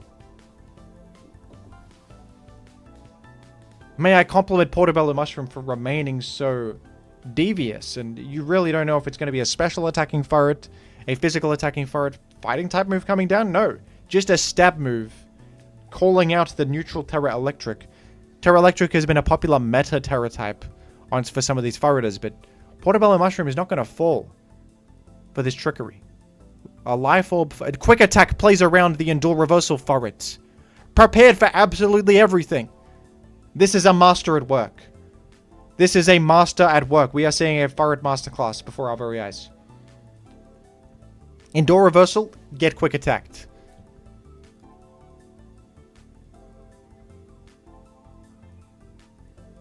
Can any of these Furrets stand up to you? The most elite Furret of the event. What are the revealed moves? The last move could be Baton Pass to keep the chain going, or it could just be another unexpected pick for a fourth. Ozma has spent Terra. It's going to have to be Focus Sash. It is a very physically invested Furret there, and Charm might just stop the sweep, but the damage has already been done. I would say the damage has been done. And even with -2 attack, we're at neutral attack on this Furret. It's going to deal significant damage with Brick Break. I think that with 5 Furrets in the back, Portobello Mushroom can easily close this one out. Double Edge for a self KO. Going out with style. Maybe that was more damage than Brick Break. I don't know the calculations. It gets intricate with that stuff, but if you're going to fall anyway, might as well do more damage and recoil yourself. Perhaps even play around sub-nonsense and other such things. Weakness Policy is a really interesting adaptation to the Brick Break metagame. Will this come into play? Agility up? I mean, this could reverse sweep if it lives. But I don't think Portobello Mushroom would be foolish enough to activate Weakness Policy by clicking Brick Break here. No. You could view the Weakness Policy as dissuading a super effective attack from Portobello Mushroom's end, because if he does attack into it, it could be a reverse sweep. It could be a reverse sweep. So it's kind of good dissuasion tactic from Ozma. Baton passing out, in fact, And it's the level 1 Furret, again, with an Endeavor. I mean, it's like much like chess. When you're ahead, you trade down. You do not shy away from trading your Pokemon. But this is where the Endeavor Furret fails, is the quick attack follow-up, which does not KO after the Endeavor. Regrettably.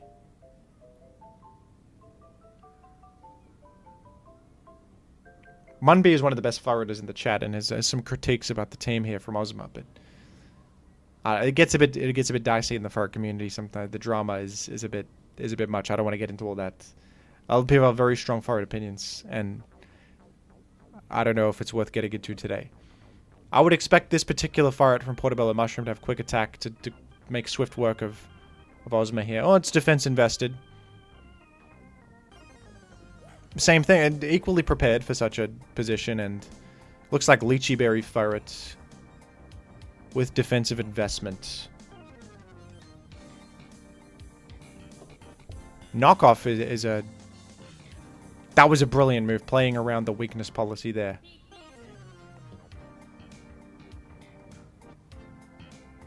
And he just knows these ranges like the back of his hand. Living and activating the Lychee Berry for a reversal. That is a textbook Portobello Mushroom endgame. Playing around the weakness policy. You aren't going to trick Portobello Mushroom with any of these. Game 2 is here. And there's a statement for dominant game 1. Ozma, don't count Ozma out. Because choice specs for it may be inconsistent, but in the right position, it can really just tear apart. It's an aggro strategy. Some consider it a bit of a gimmick, but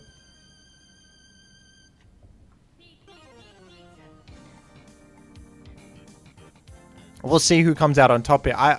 If I was a betting man, Portobello Mushroom would have my chips, but I never want to count out a player like Ozma, who has shown significant consistency throughout the event. Many in the chat are saying Portobello Mushroom is cooking up a barbecue today. An elite level chef cooking up some tasty Portobello mushrooms for us all. Some morsels of goodness. Tidy up from Ozma, playing into the potential. But Ozma knows this position from last game and knows that the quick attack follow-up does not KO. And I think that this is a metagame advancement here, is that you realize that the Furret can't get this KO, so you can just tidy up spam. Now this is a really interesting. But attacking into the Furret leaves it on 1 HP. And now quick attack will KO. But you sucker punch the enemy Furret because you're prepared for it, Ozma. You're prepared for a move like that. I thought that Portobello Mushroom was playing the position brilliantly, but you came to play. Sucker Punch is going to play around quick attack for significant chip, and that is a great opening for Ozma. Punishing Portobello Mushroom for a strategy that, frankly, was a bit exploitable. It's a rare tink in Portobello Mushroom's armor, and characteristic of one of Furret-Used's most consistent players. I mean, starting this off at a disadvantage. Even on the Furrets, but one of these Furrets is 34% chipped. I think that Ozma is going to get a swift KO here. In fact, you're going to go for some setup. Push your advantage. It didn't work out after the... Well, Charm might allow for a safe substitute follow-up. That is a kind of a high-level move right there. A Charm? I mean, now you might not actually be able to deal enough damage to break a substitute Portobello Mushroom. You see, 22%. But that is enough chip to deny the substitute from happening at all, and Portobello Mushroom all of a sudden has evened this out. How did he do it? The position looked horrible. It's just these little minutiae, they all add up. Evening it out. Completely. That is the GOAT difference, they say.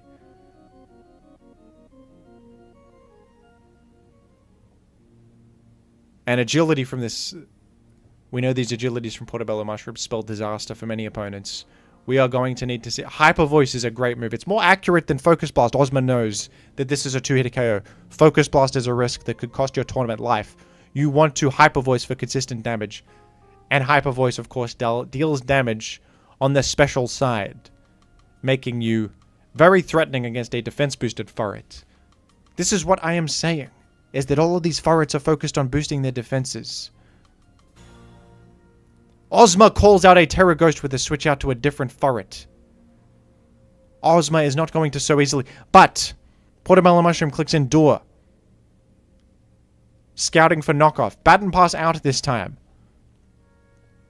Okay, Portobello Mushroom might be cooking something up. A knockoff. And he knows that when the knockoffs are coming.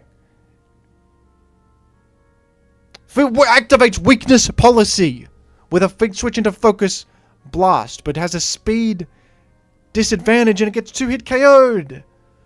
Portobello Mushroom understood the possibility of the weakness policy proc, but knew that the follow-up KO was easy there. The follow-up KO was easy.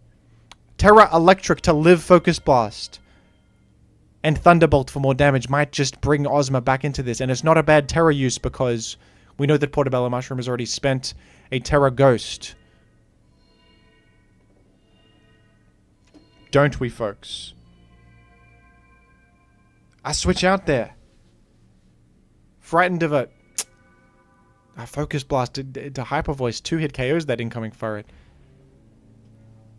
Ozma is really giving it their all, but knockoff against an Animalist Furret is not going to be it. Living Focus Blast. Are we going to see a priority move to deal this last 5%? No, there's no priority move. These Furrets are not equipped for this situation. And I think that Hyper Voice... I think that in the previous turn you should have stayed in with this Furret. It was a bit of an over-prediction. I mean, it's a bold move. You want to take risks in positions like this.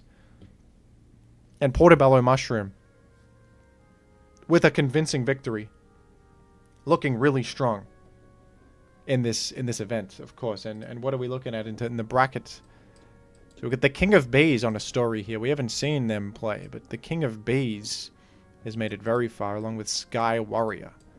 Who else is gaming? Windows versus Zestinky. Where's my buddy Munby? He's been in the tournament. And has been competing at a high level. We know Platypuses from earlier. Gibbon Greg is waiting to play the winner of Platypuses and Morelli. Let's check this one out. They're in game 3 at the moment. So we're jumping into a game 3. Oh, this looks like a wrap for Morelli. Just based off the Furret count. A Super Fang is such interesting tech. That was actually a great reversal from Morelli, bringing this position back. Well, okay, I'm... Color me surprised by that move. That was a high-level move.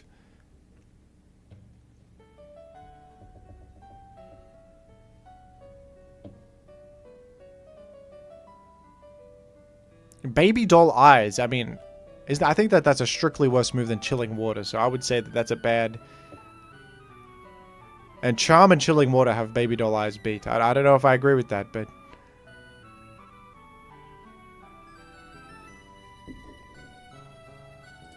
But sometimes these Furreters are... They're an honorable bunch. So some of them use moves that are considered suboptimal for, like... For a laugh, frankly, for a sick joke. Baby Doll Eyes has priority, people are telling me. That's a good point. That could actually come up, but I do think Chilling Water is a better option generally, but Baby Doll Eyes does have some utility. It's a very niche pick. It's a very niche pick.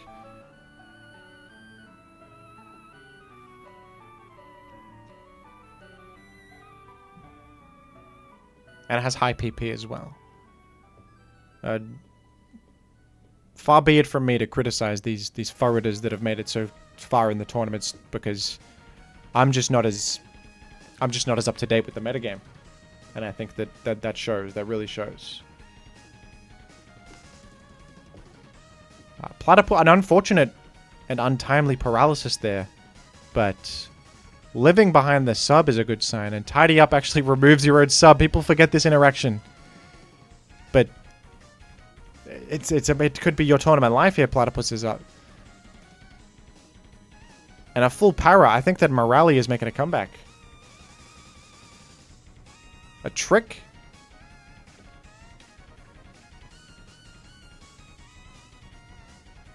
Leftovers were knocked off, so no more healing from that Furret, but this paralyzed Furret on Platypus's side is being worn down, and this was kind of your all-in. Without this one, you could slowly crumble. There are 3 more Furrets to choose from, so allow me to take a look, though. I mean, this Furret is significantly chipped, and this one is also paralyzed. I gotta say that Morale's position, it looked bad when I first joined this battle, but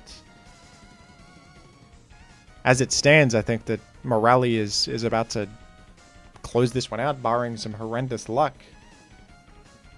Endeavor has failed? Okay, is that a misclick or a misplay from Morale or a miscalculation of some sort? Because Endeavor was not the move there. That's uncharacteristic move from Morale. And oh, I'd wasted a Terra Fighting. Okay. Finishing off Platypus's Terra Fighting Furret, hoping to outrun the enemy Furret there, I assume, but it was a speed tie. Or perhaps this enemy Furret is Choice Scarfed. Double Edge always dealing a clean 50 to these. And Thief has failed. Thief has just failed. I think that they had a Choice Scarf tricked onto them, that's why. They just had to click a move, and that was it. And rest, I mean, delaying the inevitable perhaps, because 1 Furret against 2 is not a good spot. The Terra Fairy.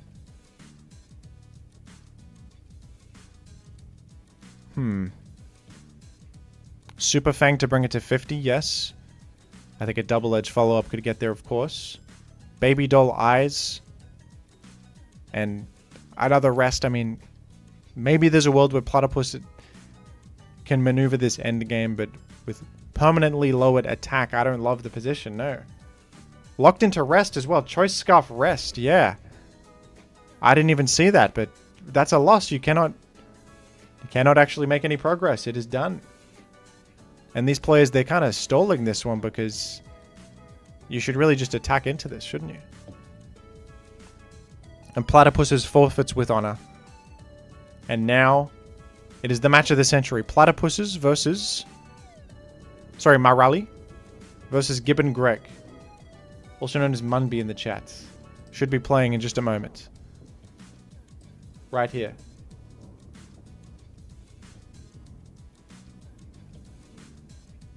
That was... You're right, that was a stall endgame because the Baby Doll Eyes can 1v1 the rest PP. Okay, Gibbon Greg is a player that I have sparred with in Furret-Used. You could check out Jimmy the Gaming for those games. Me and him pioneered this format. We are the creators of this very format. So, I think that if any player, Gibbon Greg has the most hands-on experience. I mean, there's up-and-comers like Portobello Mushroom, who have shown to be really, really strong in the current landscape, but Gibbon Greg just has that experience and that longevity in the format that you cannot put... You cannot put a price on something like that. And it's a knockoff opener. Eject button. On that one. Eject button got knocked off. Gibbon Greg has the focus sash to deny any nonsense from the enemy Furret. Any kind of aggressive... And he's got a playstyle that's more careful. Going for the body slam paralysis. An unfortunate outcome here, getting parried himself. Super Fang, though. Actually, that knockoff was perhaps an over-prediction from Gibbon. Expecting a switch out.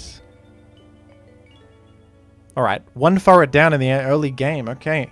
The favorite to win this set at a bit of a deficit early on. I mean, are we going to see a comeback? I hope so.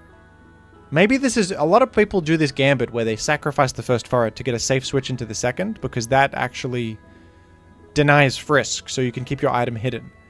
And I am noticing that Baby Doll Eyes is much better than I ever thought because of the priority attack debuff. Landing the the body slam paralysis there is crucial, and Gibbon Greg is in a position where switching repeatedly seems to be powerful. I mean, quick attack actually plays around Baby Doll Eyes. That's what he was going for, trying to have attack on this Furret.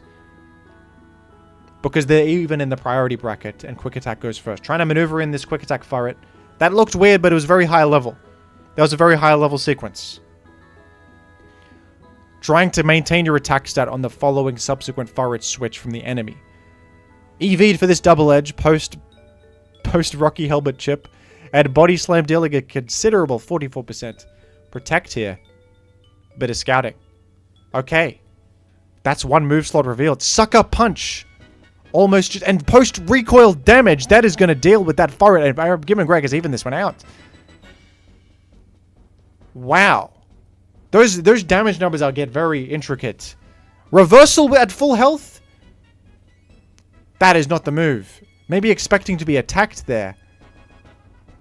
A trick choice scarf has just put Gibbon Greg on the back foot as he is locked into coil. U-turn. On a Rocky helmet is a significant chip there. Okay. I think that Gibbon Greg made a real blunder. And the first ever shiny Furret is on the field. It's a literal disadvantage to run this because you can distinguish it from the other Furrets. But throat spray is brilliant. I've not thought of that, but it activates after hyper voice. Coil gonna boost up. Focus blast will now be accurate. Body slam para. No.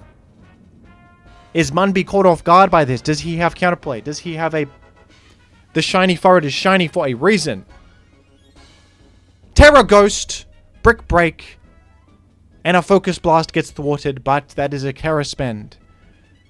And it's rough because... Terra Electric Thunder. Oh my gosh. Wow. This is the highest level Furret game I have ever seen. Throat Spray, Terra Electric Thunder Furret. I never thought I would ever imagine such a thing. This is unbelievable. But you do have to land another Thunder. You landed it. It's a powerful Furret to land that twice in a row. Wow. Wow, wow, wow. I am speechless. Gibbon Greg caught off guard by some of these new up-and-coming Furreters. Is this old-school player getting defeated by the new school Furreters? I mean, it looks that way. It looks like out with the old, in with the new. No. At Focus Sash. But Terra Electric Furret is immune to paralysis. Morale has optimized this endgame to the greatest extent, playing around even the body slam paralysis out from Gibbon Greg. I also forgot to mention that Thunder is perfectly accurate. That's my mistake. I thought that there was a risk there. There was not. The coil boost, of course, making Thunder perfectly accurate. And just a flashy finisher there with the tidy up reversal to Gibbon Greg. Uncharacteristically losing that first game. One of the favorites to win this tournament. Going out against Morale, an up-and-coming Furreter. Mumby says in my own YouTube chat, this team is too advanced. I mean, these new school players are getting crazy with, like... I'll admit that the metagame is getting really, really optimized these days. Knock off the eject button. It's still a good opener. It was not a bad opener last game, so Gibbon Greg sticking to his guns with this line early on with the Baby Doll Eyes, tanking it for the knockoff opener, and just going for these slam paras. And knows the numbers, getting one more in there. Decent health trade, but slight disadvantage early on, of course. Okay. But Gibbon Greg can get a quick... Not going to play around with the quick attack position earlier because you revealed your hand. Well, this is probably a quick attack Furret just to finish this off. And you risk the body slam power. No, the Rocky Helmet chip. That's a good way to eliminate that Furret. So nicely done by Gibbon. That's the old school tech there. Old school experience coming into play there with that Rocky Helm switch in. But will this be... I mean, what kind of Furret are we looking at here? Rocky Helmet into the double edge and charm. Significant damage. Just all from recoil. That Furret not moving a muscle and dealing damage. Just with a well-equipped helmet and the recoil of the enemy. It's choice band Furret. We know that experienced Furret is one of the damage ranges there. But the question is, will Gibbon Greg commit to a Terra? I think that it would not be a good move. While red card has been frisked, and Gibbon Greg should be aware of that. Brilliantly played. Not going to fall for that twice on the trick. Not overcommitting to boost, to baton passing out. You have now spent your trick. And frisk while red card. Played around by the knockoff. That is old school experience right there. You cannot red card if it gets knocked off before. Morale going for a body slam paralysis Hail Mary, but it's not going to work. Okay, Gibbon. Chilling Water, I will say, was a good move. That was a good move. But, I mean, Gibbon Greg is in a pretty commanding position here with speed on the speed boost, and Leftovers chip healing is adding up every turn. Adding up every single turn. Terra Fairy is a defensive... Wow. Calling out a knockoff. And coiling in the face of knockoff. Okay, this... Terra Fairy... It's not a common Terra. Usually Terra Ghost... Terra Electric has been on the rise in the modern metagame, but... Terra Fairy is sort of an old school tech. It resists the Brick Breaker knockoff, but... And... Gibbon going for these slam powers. Not landing any of them. These Furrets are not... I mean, Morale has really turned this around with that brilliant Terra Fairy play, and Gibbon is going to need something really excellent here. Terra Normal, Body Slam for more... and it finally landed a power. I mean, one of them has to land at some stage. Committing to Terra Normal is a big move. Will that bring you back, Gibbon? You are going to need to out-damage all of these Furrets on your own. And I don't know if it's doable, but Morale is really pushing this format to the limits, and you are just... This old dog cannot keep up with the new tricks. I just have going to say it outright. He might be upset to hear it, but you need to adapt to the modern metagame, Gibbon. You need to adapt. You have to adapt right now, and you need to outplay Morale with your experience. Reversal was collected. That is great information for Gibbon. Will he play into the reversal? Reversal focus deals more damage the lower health you are.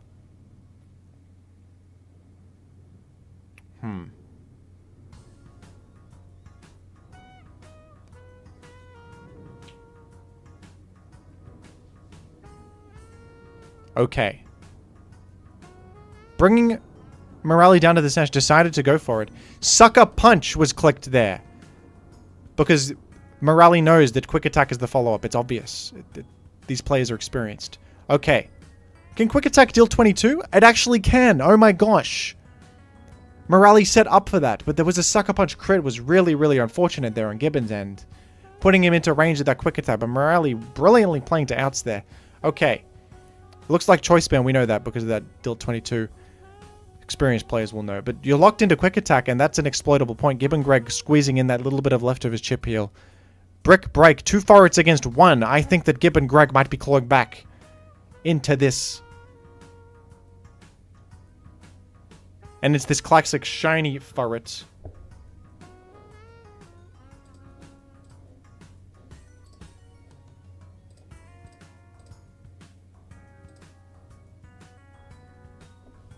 Wow, okay, they're living on 1 HP. I cannot believe it. Gibbon Greg closes it out. That could have gone either way. That Focus Blast could have finished it. And Gibbon will not go out without a fight. 1-1.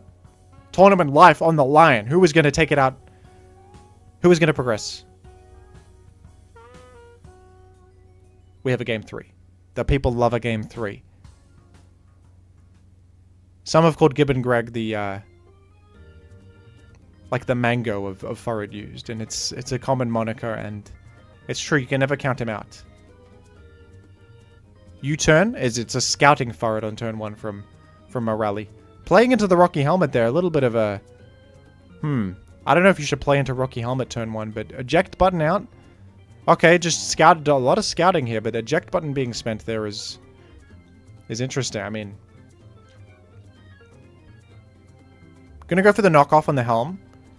Taking chip damage in the process, but eliminating chip damage for the rest of the game, of course. But Gibbon Greg with a proactive charm, knowing what Morale sort of wants to do in this spot, and just denying the coil pass with that charm. I mean, coil pass can of course go to special attack, as we've seen that in a few occasions here, but it's yet to be seen what Morale will choose to do. It could actually be about...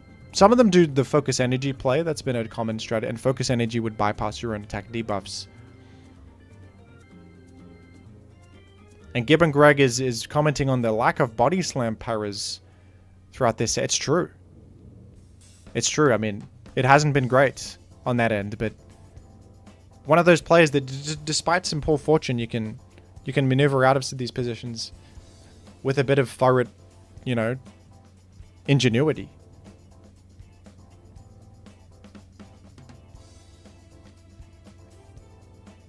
Okay.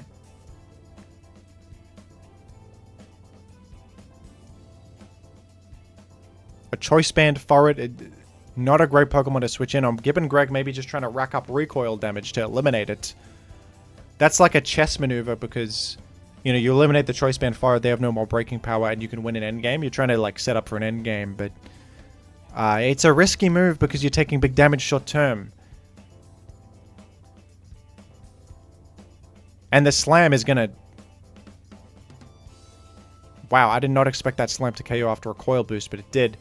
It's down. It's just very close between these two. They are evenly matched, and I think Morale came into this hot as an up-and-comer with a big Game 1 win, but Gibbon Greg is showing his experience. I mean, knockoff was an overprediction there. Knocking off into the itemless Furret. Bad move, Gibbon, I'm sorry to say, but maybe thinking the switch up was coming there. Morale is not going to let that happen on turn 15. No. Oh, you got the ID glitch? Yeah, that's, I mean, that's part of the metagame, Mud, but you should have experience enough to know that these Furrets are not what they seem. These Furrets are not what they seem. These Furrets are not who they say they are. Okay?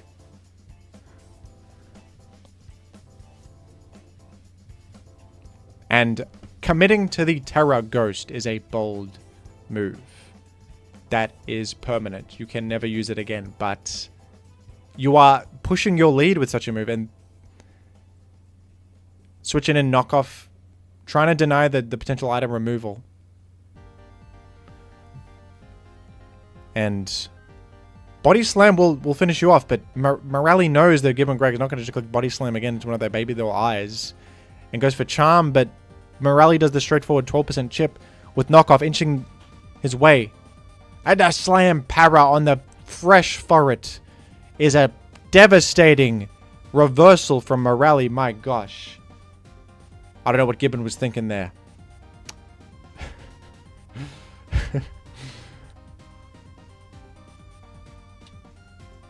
You turn out. Oh my gosh. Gibbon Greg's Furret has lived. Are we getting more Furret value? Body Slam. No para. That para would have been enormous, but it didn't come down. Oh my word. It's 4-on-4 Furrets right now. It's a 4-on-4. Okay. Okay. 33% health remaining, and the Terra Ghost Furret is coming in to just bully this low health Furret. Protect for scouting is the optimal move, and chip heal, of course. It's a devastating move there. Pushing his advantage, of course, Gibbon Gregory. It's a nail biter, this one, absolutely. Shiny Furret comes in. I mean, it could be a mind game with the shiny Furret. Maybe it's a different Furret this time, and you're trying to pretend that's the previous shiny Furret again. That's a common. That's a pretty high level move, but some have done it before, and it works sometimes. It works sometimes. No, it's the same Furret, and that's the greatest mix-up of all. And that's a risky move to go for the Thunder there. It can miss. You don't have any coil boosts, but it has paid off majorly. You have just paralyzed that Ghost type Furret, and that is the kind of risky move you need to claw back. So I agree with the choice. I agree. I think that it was smart. And this shiny Furret has some accuracy now. I don't think the Thunder's perfectly accurate. And there it is. It's not accurate. Be careful. Just give him grab, have dig. Gibbon Greg knows the range is tidy up again. It looked greedy. Red card! Sucker punch failed! Baton pass out! Not going to let your Furret die that easily, Gibbon, no. Full health Furret with tidy up boost might all of a sudden, and Gibbon just makes these situations, pulls them out of a hat. Trick! You have tricked him into brick break. He knew that you were gonna do that, and he locked into the most optimal move, sealing your fate. Sash. Wait a minute. Wait a moment. Reversal. You live. But a priority move. You cannot stop a priority move right now. You can't stop it. You're locked into brick break. Okay, Morale has engineered a win condition. This is close. I don't know who's going to win this. Sucker punch. Not prepare for it. Just a Terra Electric Furret remaining, but this is the best Furret. This is, if there's any Furret that can do it, it's this one. 21%. And one more. It's down to the last two Furrets. And that is it. Morale with an upset. The closest game of this tournament so far. Wow. That Gibbon Greg revealed in the chat that Furret was not speed and boosted from a nature. So Morale with the faster Furret. That was not a speed tie. Morale had the faster Furret. The chat is going absolutely nuts. Okay. But the tournament moves on, of course.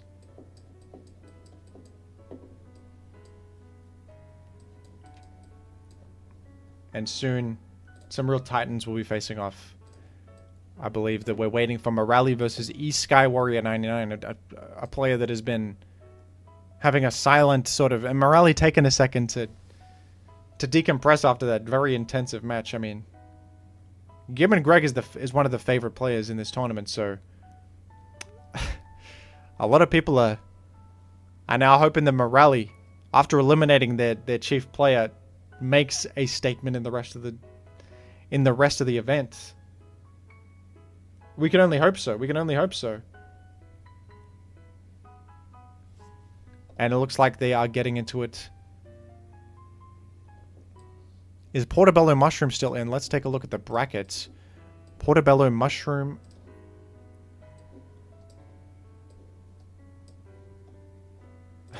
This bracket keeps closing when you It's a little scuffed. Forgive me. I can't find him. He may have been eliminated. He was one of the favorites in this. Anyway, we have new Furreters to spectate. Morale, the winner against Gibbon Greg. Our Portobello Mushroom is waiting for the next battle. Of course, Portobello Mushroom is not out at this stage. And we are in. We are in. And where are we in the bracket? I mean, this might be... Is this quarterfinals, I think? This is quarterfinals, is it? I think this could be quarterfinals. Let's get into it, folks. Baby Doll Eyes opener. I apologize for not understanding the Baby Doll Eyes technology, because that has been proven to be used by some of the highest level Furreters. And I was not aware. I was not aware.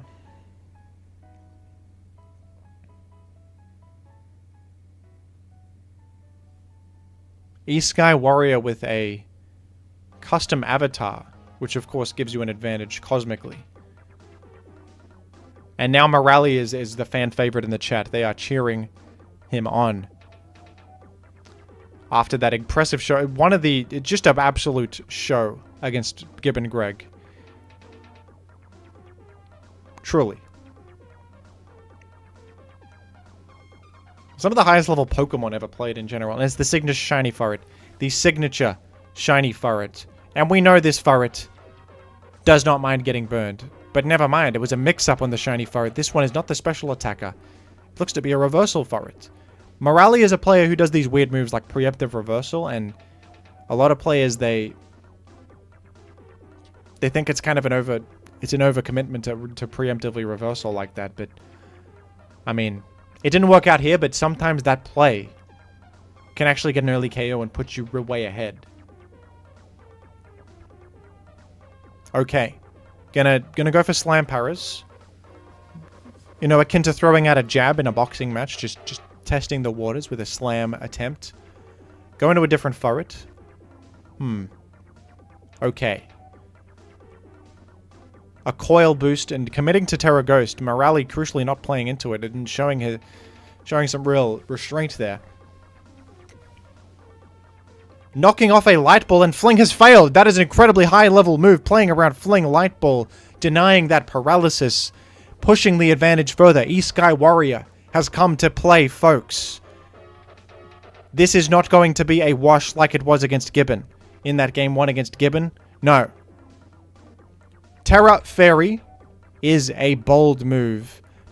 I think that Morale was hoping to counteract a brick break, but it did not come down.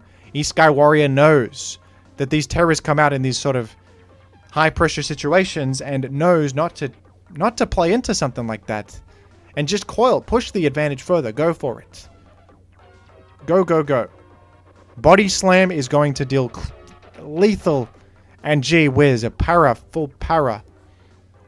I mean, I don't think that Terra Fairy Furret could have done much in that anyway. But it's just insult to injury. It's salt in the wound. E-Sky Warrior. So far making short work of Morale. I mean, this is a commanding position. No Terra anymore. Charm. Okay, Charm was a good move to bring it back, but Morale gets paralyzed there. Oh, jeez.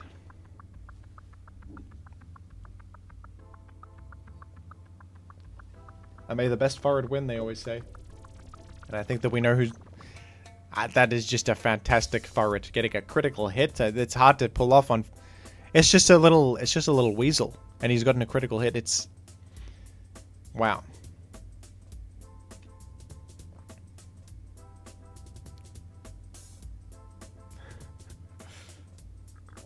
That AI subber is pretty comedic there.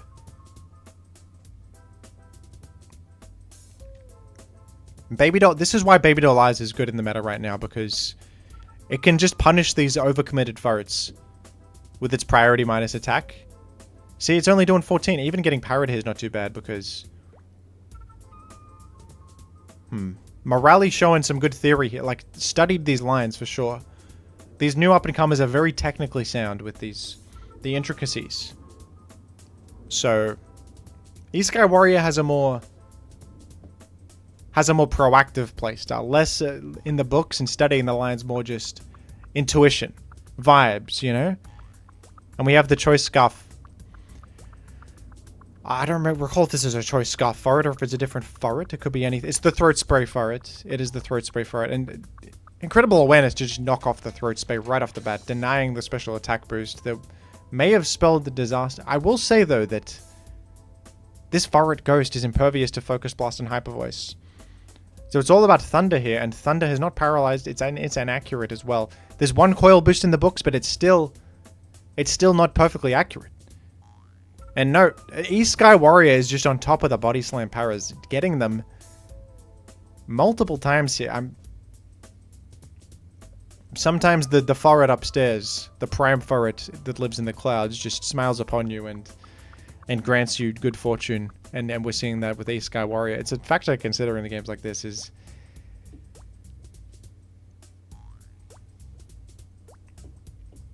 You know, Sky Warrior just comes from above and...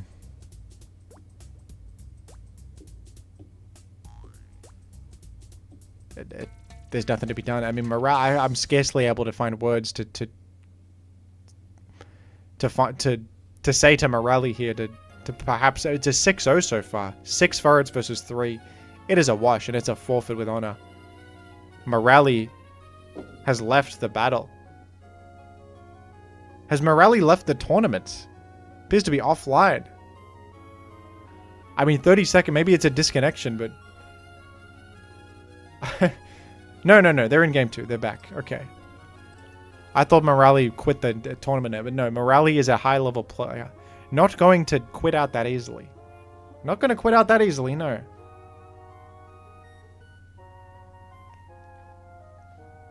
Not like that. The amount of Furrets on screen is just ridiculous.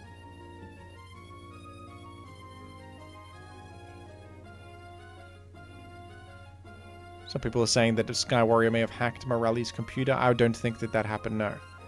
That would be very dishonorable, and it's not commonplace in the Furret metagame to do dishonorable, underhanded tactics like that. These Furret players they are proud, and they want to win on their own terms on the battlefield with honor, okay?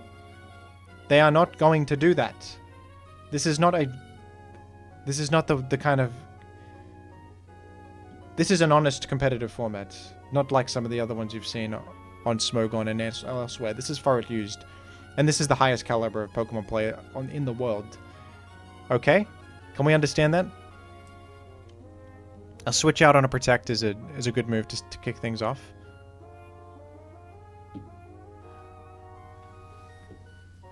And Gerald Harold in the chat is complimenting Morelli on the deep knowledge of Furret calculations. And I agree.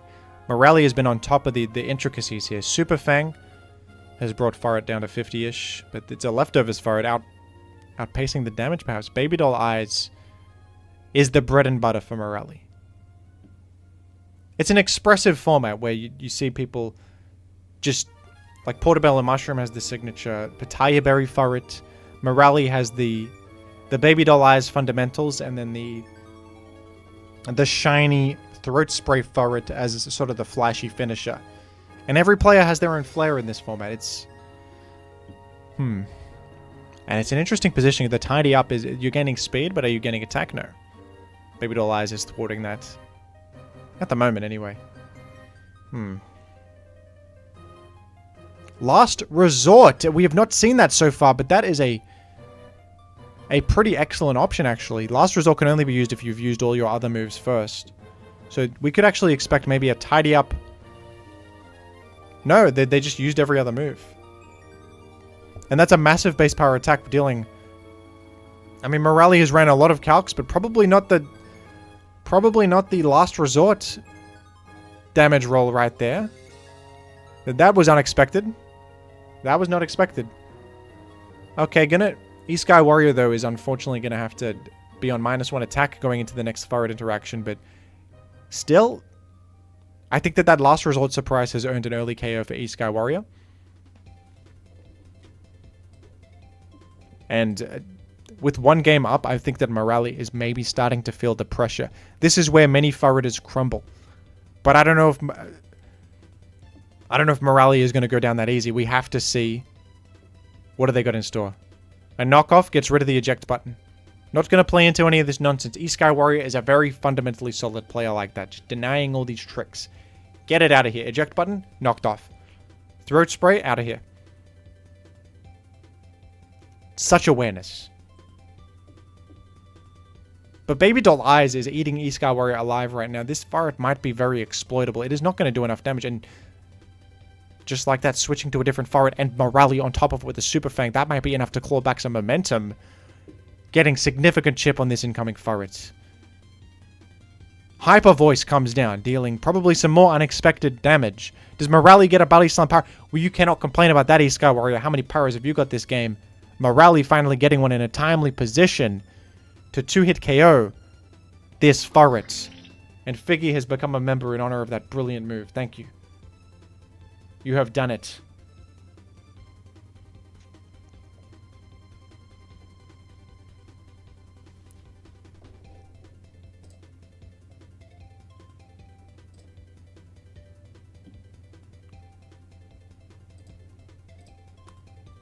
Let me make I'm a Blissey into a moderator there. There you go. How are you doing?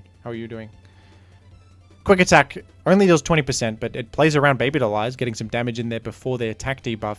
Quick Attack now not going to KO after the debuff, even with a Choice Band equipped. What did I tell you about Morelli running some of these calcs? I mean, seriously knows these numbers like the back of their hand. Unbelievable. Switching out to Furret. And which Furret will Morelli bring in? I mean, the shiny Furret could actually go for a sweep, but no. Frisk's leftovers. Interesting switching from Sky Warrior to a more defensive Furret here. That tells us something about what his game plan might be in this position. Tidy up. Leftovers tidy up. Fling Light Ball. Okay, you are not sweeping with this Furret. That's a big statement. Coil up. Not only you're not going to sweep, you are my setup for the last resort misclick. That's not going to work. You need to use all your other moves. You have failed. That Furret has failed. Okay, in comes Furret. But staring down 2 coil boosts, I mean... Okay, now I see. Fling Flame Orb Furret. It might just stop this sweep. And indeed, you have been Flame Orbed. But you BP out. Prepared for such a move. Genius. It's the shiny Furret. Are you going to reverse this into a special Furret endgame? This is Morali's signature line. Always making moves like this. And BP out. You can't fling Flame Orb twice. You can only do it once. Morali knows it. Expending that resource and... Oh my... It's a focus set on Morali's side revealed. Just ensuring the victory even further perhaps. East Sky Warrior has a serious uphill battle ahead. Has to get through a focus sash and all of these boosts. This is a lot. This is a lot. And this shiny Furret is a signature of Morali.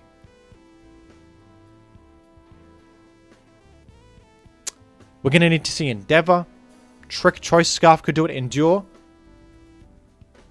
No Slam Para. It was a Slam Para at the worst time, but it was red card. Folks. That is going to deny the sweep. At the cost of an entire Furret. At the cost of an entire Furret, but it does put East Sky Warrior back into the conversation. Choice Scarf revealed. Gaining information. Okay. I mean... That Furret has nothing to click with. It. That's a useless Furret. Basically, you could consider Morali to have 3 Furrets instead of 4. That Choice Scarf trick completely demolished that other Furret. So... this one's burned. This is the coil boosting Furret that can bat and pass out. Gonna try and re-establish the foot in the door, but East Sky Warrior now. Facade to play around the Flame Orb metagame. We have seen it. Facade has a boosted power when you are burned or statused at all. And oh my gosh, that is dealt. Morali thought he was completely safe against the burned Furret, but no. Unexpected damage output from Facade is going to... Okay, it's a sash. Reversal. Wow. Wow. Morali has a plan. Morali has a way out. But you are vulnerable to Quick Attack right now. Quick Attack will get you. You're going to Sucker Punch for Chip on the way out. It's a common line. It's the optimal line, some say, but it's the book move. But Terra Ghost spent. And a tidy up. This is a huge risk, but Morali is saying you don't have Sucker Punch for this. Reversal. Wow, depending on the last 2 Furret movesets, Morali might just bring this back completely. In one of the most incredible comebacks we've ever seen. I don't know if this is going to be a win. Furret needs Sucker Punch right here. Terra Ghost. Right back. East Sky Warrior. With an incredible clapback right there. Wow. Oh my gosh. Okay, but that allows a coil boost on the Throat Spray Shiny Furret, and I don't know if this... Thunder. It parried, of course it did. Coil. Okay, East Sky Warrior still needs... Incredible move, but you need to close it out. You have to close this out. This is the brilliance of Thunder Furret, is that it does such neutral damage against these Terra Ghost Furrets that think they're safe against your normal moves. No. Thunder is now perfectly accurate, and it's going to slowly but surely chip down this near game-winning Furret. And we are down to the wire. Body Slam gets there. Attack boosted. You are paralyzed. There's 1 Furret remaining. There is 1 Furret left. East Sky Warrior, a game up. This is tournament victory. Not tournament victory, but tournament progression on the line. Choice Scarf trick. Wow. Full para is actually lucky. You can now choose what to lock into. Charm. Full parrot again. Morali with 1 Furret against 2. But this is a commanding position. Body Slam. It lands the paralysis. What does this last Furret have? It's completely unrevealed. It's a 100% health. I mean, I think that because of that para, East Sky Warrior is firmly in the event. No, it is actually paralyzed Furret. Charm. Oh my word. Okay. The Slam is dealing 39. Knockoff. Critical hit. Knocking off leftovers is enormous here because denying such chip heal. Wow. And Sky Warrior has the liberty of switching out here to get rid of that charm debuff. No, Morale does not have such a luxury at the moment. And Furret, I think that this Furret is favored. It's got leftovers on Protect. Is going to earn chip heal. I think Sky Warrior should switch out. Thank you for the donation from Not a Fed, I promise. For this Furret action. I mean, this is one of the most intense Pokemon sets I think that has ever been played. It is just down. Last Resort comes down. It did such sheer base power despite like 3 charms there that it has dealt an impressive... Wow, knocking off the tricked leftovers is a brilliant move. That is such awareness. Okay. And that was a quick one. That was so quick to have such awareness. Last Resort is doing considerable damage despite all these attack debuffs. A full para, but only 8% remaining on the final Furret. Sky Warrior just needs one more hit, and there it is, folks. Sky Warrior bringing it all the way back, and just a dominant performance against Morale there. Morale, I mean, geez, giving it their all in this one. I cannot believe how close that was, and other formats cannot come close to the level of just high octane gaming that we're seeing here. Okay, who is next? I mean, we are getting into the serious nitty-gritty. Getting into, I think, semifinals is starting soon. And Portobello Mushroom is currently playing this for the semifinals position. Okay, let's take a look at Portobello Mushroom and Little Fellow.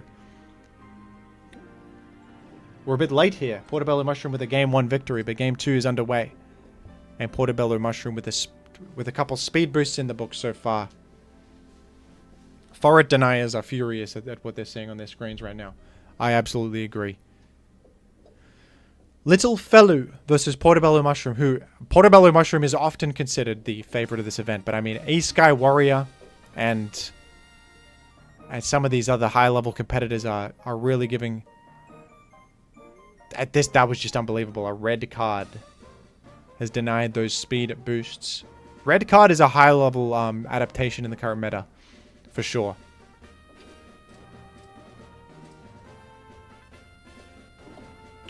This is really intense right here.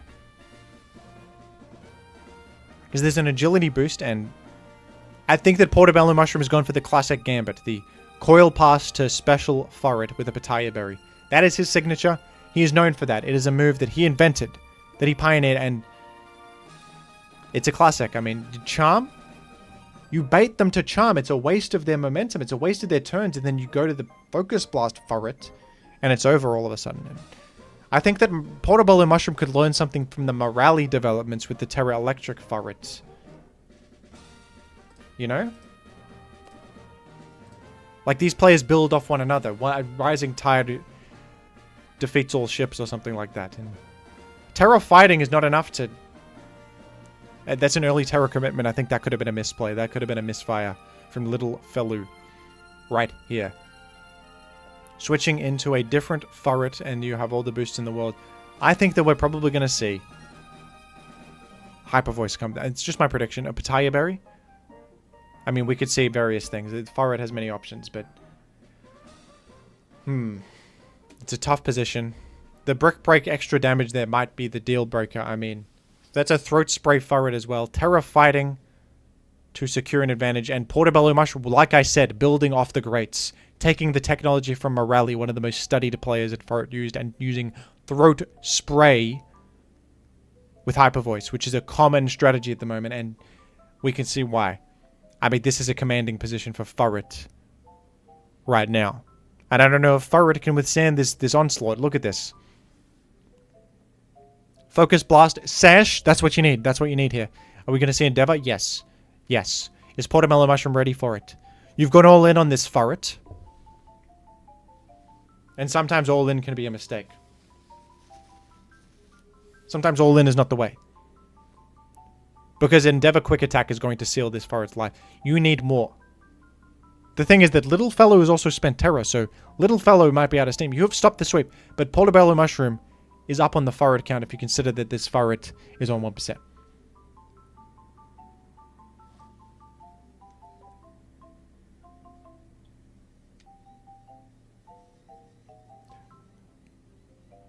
And we got some Furret drama in the chat. I mean, some of these Furreters are upset at the outcomes of this time. It's a dirty game, Furret-Used. It gets heated. It gets emotional. It gets personal. And we know it to be true. It's a very competitive metagame. It's very serious, okay? It's very serious stuff. And Thunder Games, one of the fallen heroes of this format, is cheering on Portobello Mushroom in the chat. We know that they're sparring partners, so... Alright. Sleep Talk Furret has completely caught Portobello Mushroom off guard. That is not expected there. And that has gotten an unexpected KO. I think that Rest Furret is usually a sitting duck, but no, Sleep Talk. For some proactivity. Okay. Level 1 Furret comes out, and you know when the level 1 Furret comes out that it's dire straits for Portobello. Bringing out all the stops. Level 1 Furret is a desperation play.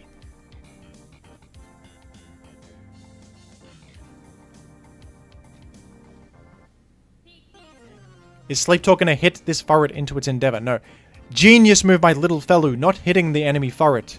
That is high level. If you Sleep Talk and hit the Furret, it goes to 1 health and it can subsequently quick attack to finish you off. But this is a play that takes advantage of the limitations of level 1 Furret. It's a gimmick. You cannot rely on something like this at what is it, quarterfinals here? You see, Endeavor? A level 1 Furret has about 30 HP. And a level 1 Furret quick attack is not going to do it. Endeavor could get stalled. This is a seriously high level sequence happening right now.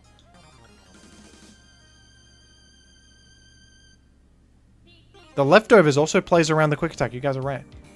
So Little Fellow knows the matchup even better. But still, you don't want to play into a potential Furret follow-up, do you? You don't want to play into a Furret follow-up, no. Tidying up the place. Sleep Talk has whiffed. Sleep Talk hits Rest, the worst outcome. That's rough. But you can be thankful that it hit on the surprise turn earlier. That was high value, so can't be too upset. Furret has woken up from a slumber, knocking off that Pitaya Berry. That is the Portobello Mushroom signature plan, and it is gone. It is out the window. No more Pitaya Berry. Can Portobello Mushroom still close this out without the special attack boost? Gonna pivot out to something else. Gonna go for a different plan here. A different Furret, a different day. Okay. Reversal! That caught even me off guard. I did not expect reversal. It was a critical hit to bypass those boosts. Oh my gosh. The Furret upstairs, the one who makes all the rules, smiling upon Portobello Mushroom with some good fortune right there. There is a Furret for every day of the week, including Furret Friday. And this fighting type Furret is neutral to fighting and normal. Good switch in from Little Fellow. But with 3 attack boosts, is this going to live reversal? I think Endure. It's a pretty telegraph move. Little Fellow played into it. Wow. Is this a quick attack follow-up? It could be a quick attack follow-up from Little Fellow. I think that we might see something like that. No, Portobello Mushroom goes for the... That could have been a tournament loss. If you were wrong. If a quick attack came down. But no, you stick to your guns on the reversal click there. Do any of these remaining Furrets have priority to eliminate this 1 health Furret? We are going to have to see. No, there's no quick attack coming down. Or is this advanced mind games? You're scared to click it. Wow. And just a reversal. Portobello Mushroom is the GOAT. So far. This is incredible. Unbelievable. And I think that we got another high caliber match coming up. E-Sky Warrior versus Zestinky. As Zestinky is a player who has been making a run. I'm late to the party. Game 1 is already over and E-Sky Warrior getting an early advantage. My mistake. Okay, we're a bit late to the party here, but E-Sky Warrior up a game against Zestinky. Okay. Zestinky says, good luck, have fun in the chat. An honorable and sportsman-like Furreter. which is what you want here. It's what we want.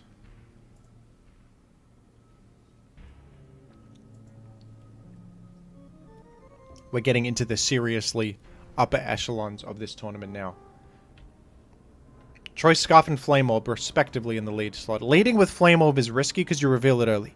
You reveal it early, but Zastinky knocks off the Flame Orb, predicting a fling, but E-Sky Warrior with a Tidy Up is a really high-level move, playing around the fling play around. Do you see what I mean here? Do you see what I mean here? I mean, gee, like a fling Flame Orb is a common line, but the Tidy Up just totally sidesteps that, and with an early advantage, you are tidying up the entire world. BP out. Where are we going? Where are we going? We're going somewhere great, I hope. Furret. We've gone to Furret. Rocky Helmet revealed. That's great information. Slam Para? No. No Slam Para. I wonder if Furrets are going to start running Lumberry to play around these Paras, or I want to see a rise in Terra Electric, because I think Slam is dominating the meta right now. Terra Electric is one of my favorite Furrets. For that reason.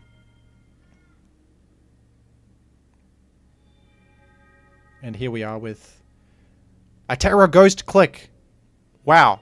Setting up for a 2-hit on this Rocky Helmet, and good immunity enabler there, but that's a big early commitment. Are you going to... And there's knockoff. Actually, knockoff last turn was slightly more optimal to deny a Rocky Helmet chip, but... Who am I to say that... Maybe you're trying to bring yourself down to reversal range. I don't know, it gets high level. Enemy Furret, full health, unrevealed. No friskables. Sucker Punch. You played around a complete with Coil. Wow. E-Sky Warrior is going crazy with these callouts. I mean, geez. That is just such an advantage to call that out there. Sucker Punch is now going to have to contend with that defense boost, and that might be the only dark coverage on this Furret. And then if you... I think that E-Sky Warrior has the awareness to know you could just push for more boosts. No, it just goes for a slam and eliminates an entire Furret. An entire Furret is gone.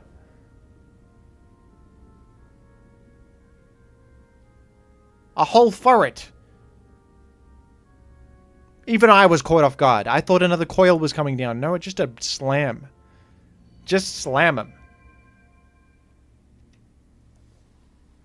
Zastinky has a Terra to spend, but at what point do you Terra, and at what point do you... Terra Dark. It's not going to do anything. I thought a Sucker Punch was coming down. No. No. That was a desperation, but maybe out of Terra Ghost Furrets. The Terra Ghost Furret might have been the one that got eliminated. Trying to go in there on the coil turn, Terra Ghost for a reversal. It didn't work. Super Fang fails on Ghost types. Zastinky says, oops, in the chat. That was a misfire. That was a misfire. Whoops. That's no good. Baby Doll Eyes, I mean, at this stage, it's just not going to be enough. You've gotten rid of one of the attack boosts, but it's a boosted up Terra Ghost Furret, and I think that E-Sky Warrior has got this in the bag with another 6-0. I mean, E-Sky Warrior is one of the most dominant players in this event, making these Furreters look like children. They are looking like novices in the face of E-Sky Warrior.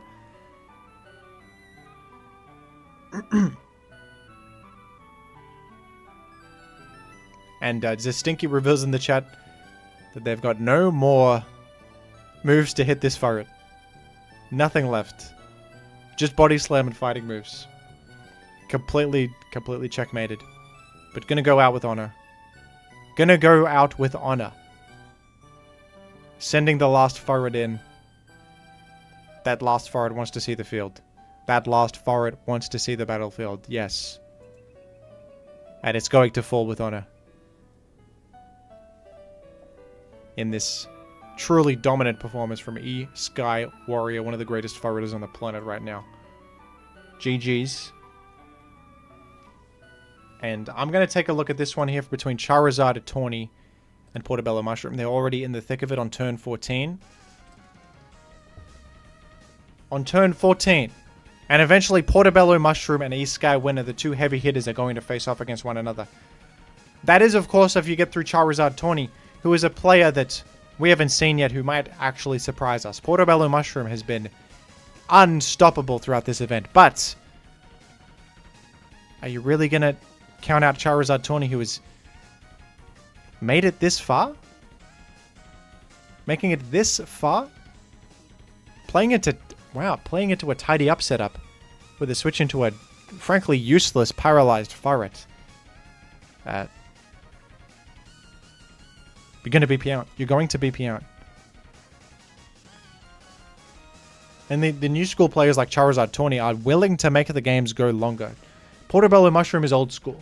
Wants to, you know, play classic Furret-Used, like blow for blow, brick break, you know, throat spray, stuff like that. But Charizard Tawny's going for substitutes and stuff like this and willing to slow the game down. And that might be his advantage in this 1v1 here. Goes for the Terra Ghost Coil. That is a big move. That is big, and you are impervious to Endeavor. And you are going to seriously outplay this level 1 Furret. Is not going to be able to touch you. Forcing a switch out there. Good time to Terra Ghost. You are getting serious momentum. And this might actually be unstoppable now. Gonna go for the Slam 2 hit. Agility up. The only hope for Portobello Mushroom is maybe a Terra reversal. Goes for it. Knockoff. And Immune calling out the Slam. Okay. Trying to make something happen.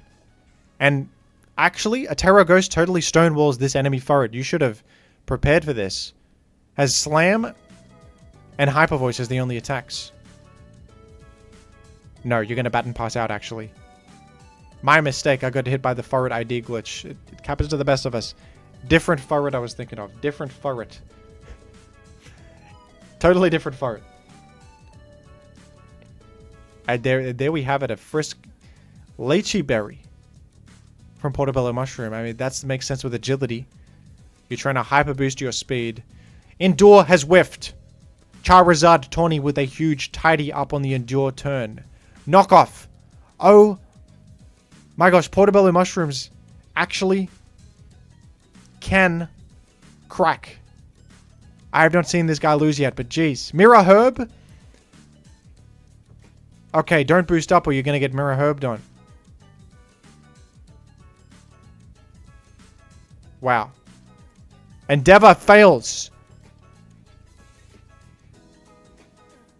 Charizard Tawny just completely punishes that level 1 Furret. It's not going to cut it in the modern Furret metagame.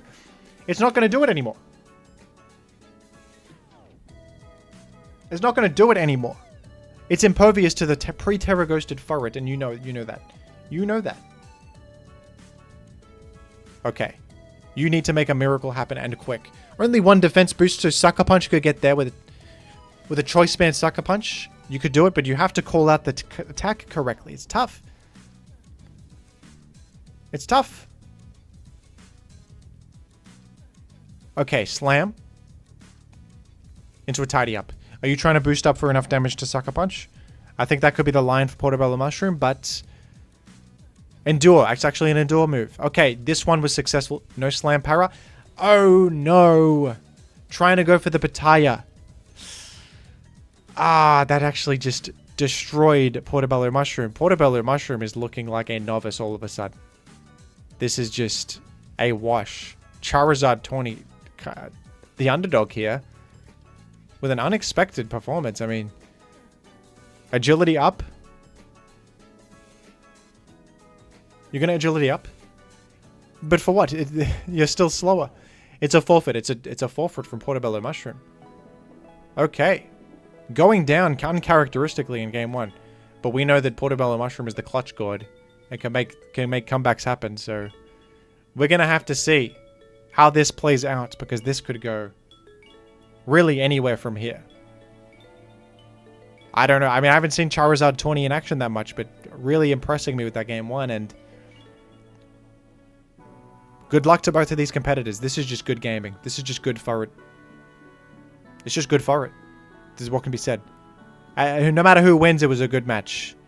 And these players are putting on a show to a serious extent.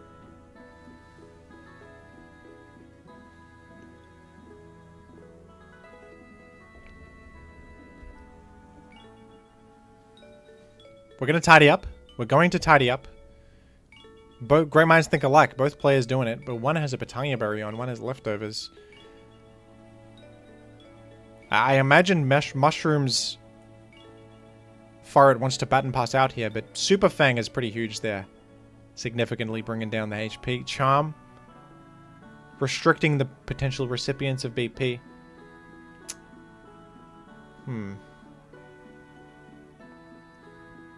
And in the chat we're theorizing that a red card might come out. I agree, red card is a great form of counterplay against the Furret meta of just coil tidy up spam right now, but Charizard Tawny just going for a more straightforward solution of just charming repeatedly, which outpaces the damage bonus of both coil and tidy up. That restricts Portomello Mushroom's options into the special game plan, and then that can be punished by Charizard Tawny. You know, you force certain positions, and then you can punish those positions. It's very... it's very interesting, the way that this is playing out. Alright. Both players opening this one up. Very similar game plans so far, just tidying up. And I mean, Charm is a bit of a deviation from the standard line, of, like the Roy Lopez transposed, but... Throat Spray, I didn't expect. It was non-frisked. It was an unfrisked Throat Spray.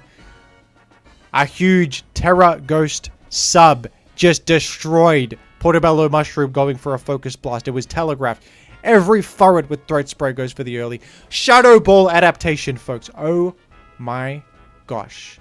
Shadow Ball. You're going to pivot out to another Furret. You're immune to Shadow Ball.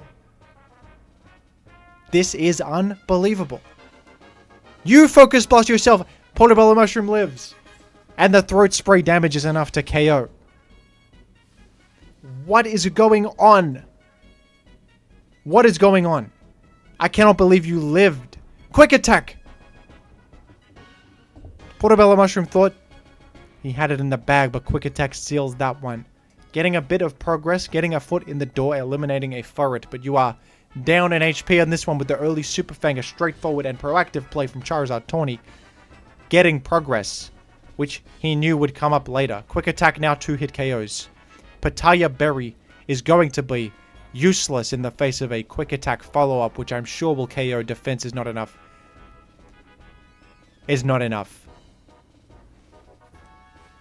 Portobello Mushroom has been relying on this strategy all tournament, and it maybe has made him a bit predictable. Charizard Tawny has prepared well. That was a high-level Quick Attack, playing around the coil for a 2-hit. Baton Pass can't happen. It just can't happen now. It lives, you think? I don't know if this lives. But Morale is an experienced Furreter that knows those numbers. Thank you for the donation, by the way, from Pumpost. And I have used Tara in Gen 9. It's pretty good, actually. It's underrated in my opinion. Thank you for the donation. And you see Quick Attack just follows up. It just follows up, and Portobello Mushroom is feeling really called out right now, I imagine, after... to playing right into that double Quick Attack Super Fang line. Oh, jeez. Frisk, I mean, we knew the Choice Band is a useless Frisk. Any savvy Furreter will know that's a Choice Band Furret with that Quick Attack damage, but the question is,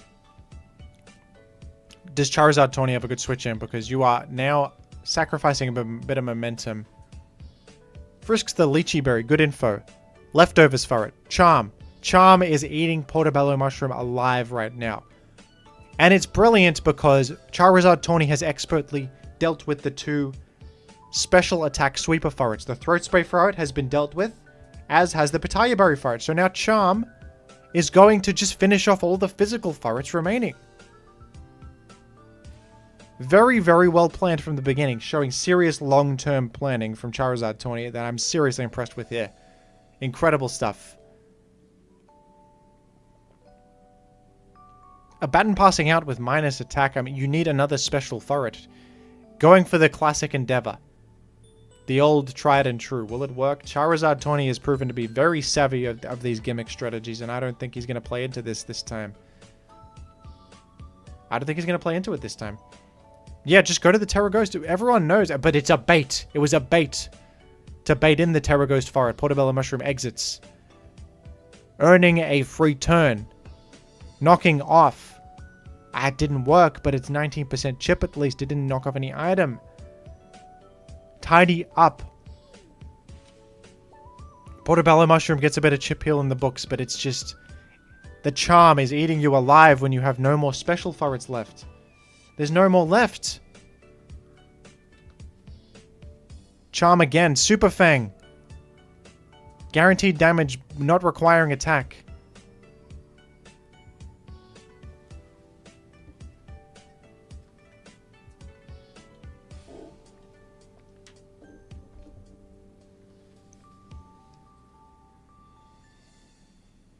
Furret comes in.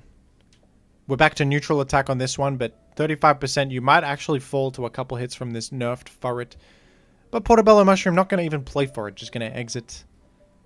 Trying to invite in the Ghost Furret, but it's just not working anymore. Sorry, it worked once, it's not going to work again. It's not going to work again.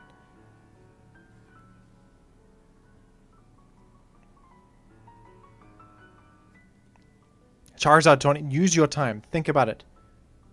This is you're deep in the tournament. You got to think about every move here, Charizard Tawny. Taking your sweet time, as you should. As a high-level competitor, this is what we do. 120 seconds to spend to think about how to take advantage of this speed boost the best. It is a tough question. It's a tough question. Because there's so many different Furrets to choose from. Special Furret, Thunder Furret, Terra Electric Furret. Of course, you've spent your Terra Ghost. But you might have a Thunder Furret in the back anyway.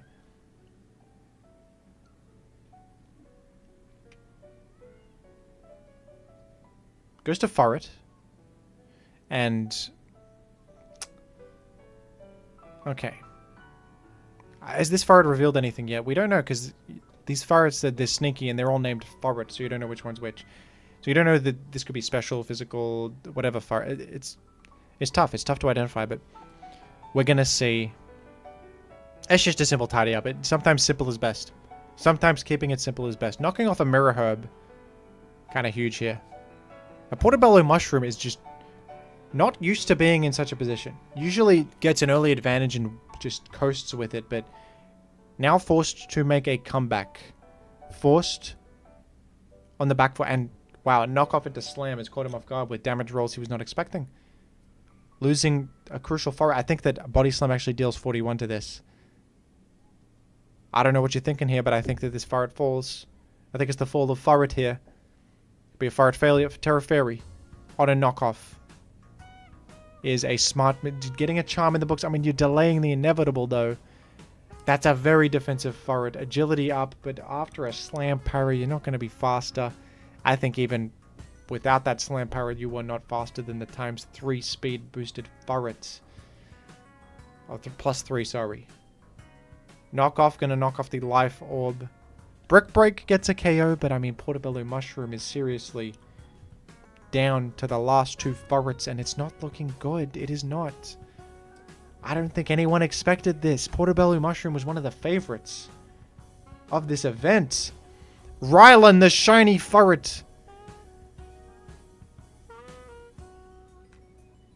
Shiny Furret is a literally worse thing to run because it reveals that it's a different Furret. And that just shows a level of honor among Furreters that they run shiny Furret for the fans at home. It's for the fans to see something different on screen, to see a different color. A little bit of flair in your life is always nice, and the fact that the shiny Furret is cleaning it up with Choice Band Brick Break is just beautiful. Charizard Tawny, a player for the people. A player who wants to make the crowd roar with applause. And we will see the 1%. Portobello Mushroom is not going to go down that easy. But of course, it's just over in a single hit. Uncharacteristic loss from Portobello Mushroom in this set. And Charizard Tawny takes it. Our new hero. And what is the next matchup here? This is semifinals. No, this is grand finals. This is grand finals of Furret. I'm sorry, I was mistaken. This is grand finals. The final Furret game is between Charizard Tawny and E-Sky Warrior. And we have seen E-Sky's Warrior journey from the beginning. From the very beginning, E-Sky Warrior has been perhaps the most dominant player in this event. Everybody thought that E-Sky Warrior would face off against Portobello Mushroom, but a new challenger approaches and Charizard Tawny is a wild card. Charizard Tawny is a player that shocked the world with the shiny Furret named Ryland, who just ended Portobello Mushroom's illustrious tournament career. And we don't know. E-Sky Warrior has not played against this player before.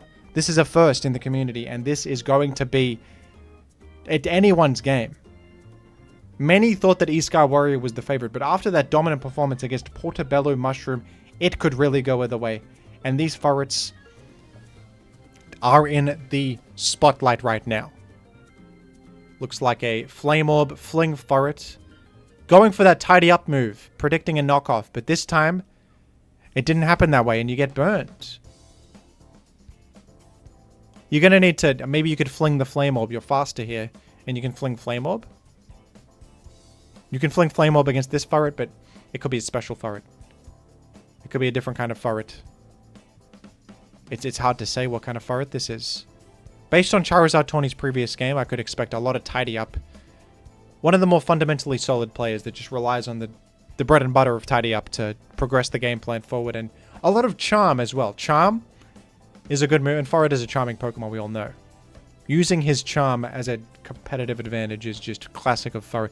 And early Terra Ghost is an insane call-out. Going for Trick. Choice Specs. Locking Furret. But you have tricked a Flame Orb onto yourself. That is quite a risk. But the thing is, you can trick that Flame Orb onto another Pokemon right now. This could be brilliant. You can trick that Flame... If you click Trick here, you are the GOAT. If you click Trick on the button pass out, you're the greatest Furret player I have ever seen. I don't know if you could... It's a tough play to make, but... Focus Blast was an equally good move. And it makes sense that you don't mind getting burned on a special Furret. It makes perfect sense. Unfortunate miss there. You can't complain. It's an inaccurate move. But it was a good attempt. It was a good attempt. And you could have tricked a Flame Orb onto the enemy Furret, but you actually played around Shadow Ball because you are built differently. You are prepared for these things. You know the metagame better than I do. A Tidy Up past Furret is disguising its special set. You think it's physical? No. Shadow Ball. But you are aware of these tricks, Charizard Tawny. You've been here before. You have done it before. Tidy Up again. It's Furret's best move. And it's going to be everywhere in this set, folks. Do not get it twisted. Charm. This charming Furret is charming the world right now with its incredible performance. My gosh. Furret switches out to Furret. It reveals leftovers. Super Fang is an insane call out on the Furret switch out, dealing significant chip damage. And a Double Edge could KO. Double Edge could be risky here with the recoil, but it would earn a KO. You're going to baton pass out to the Ghost Furret.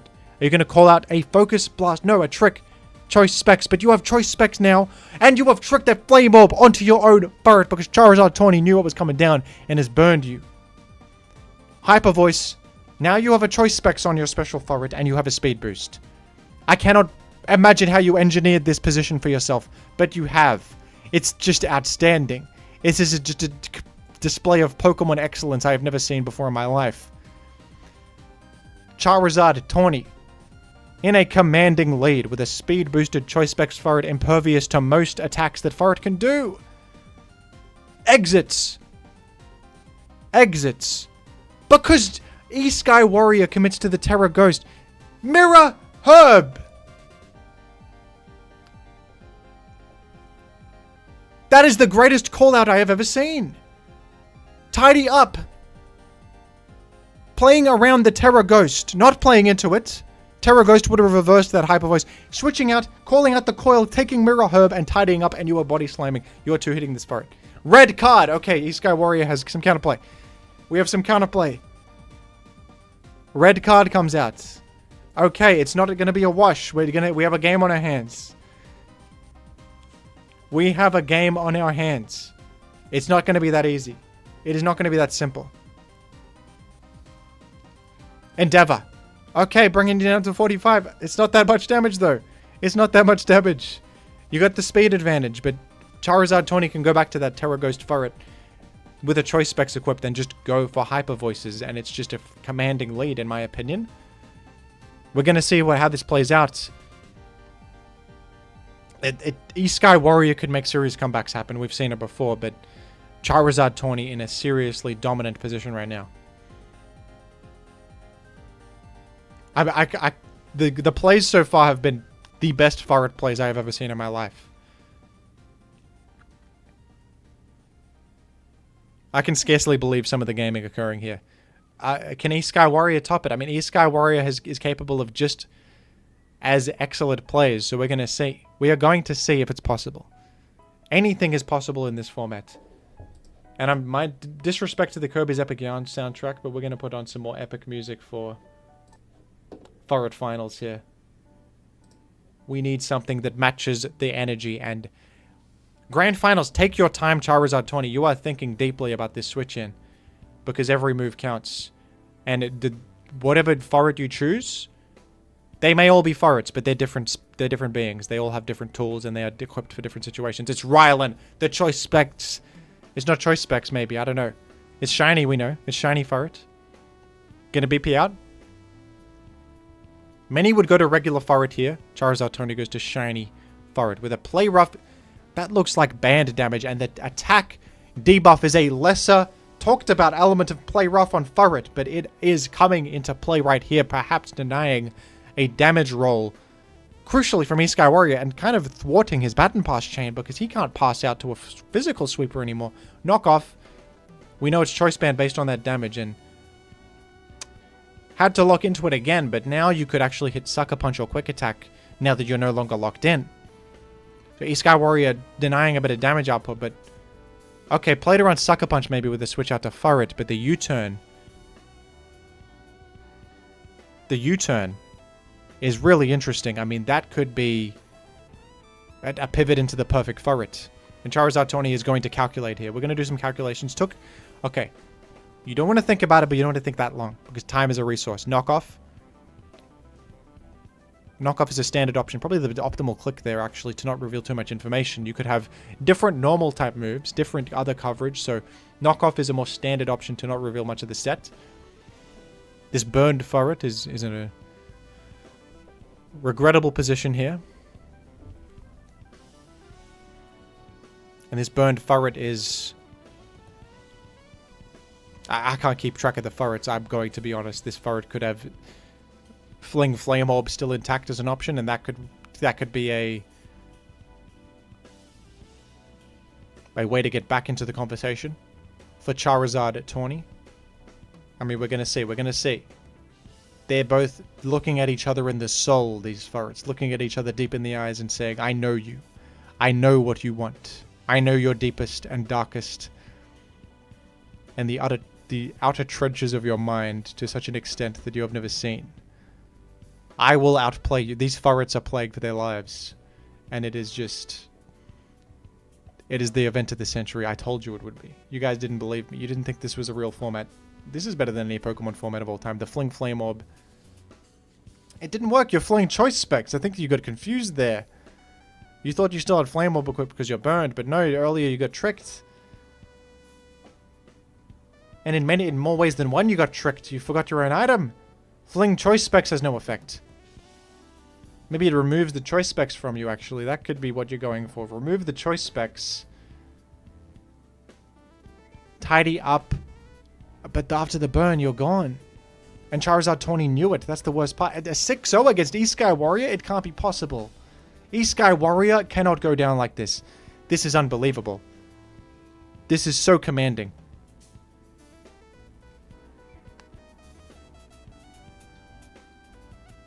Goes for the knockoff. Just get rid of whatever item is there. Red card. It was just the leftovers, but it could have been a red card to stop the tidy up.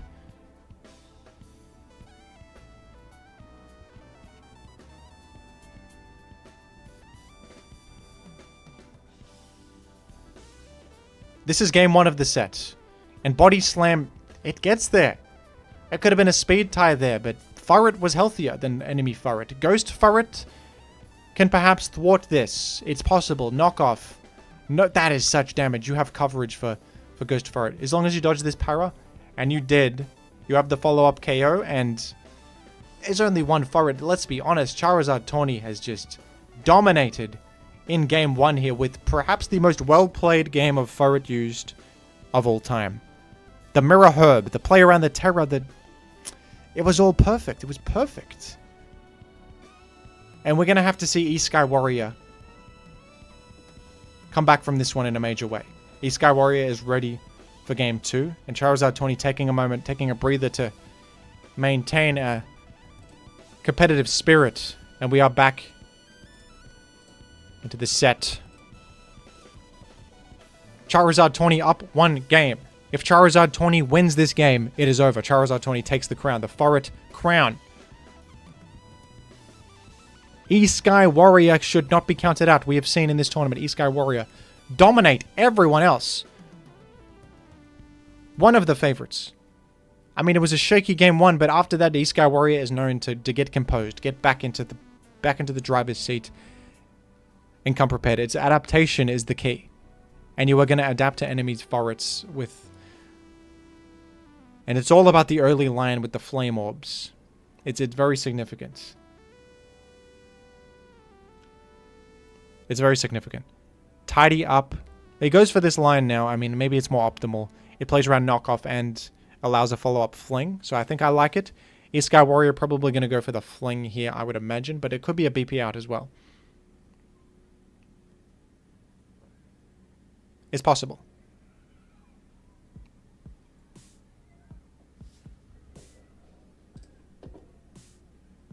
Goes for the fling indeed. Going to burn the Furret. But is this the same line as last time with the Focus Blast? This is feeling like deja vu, folks. The Focus Blast was a great click again.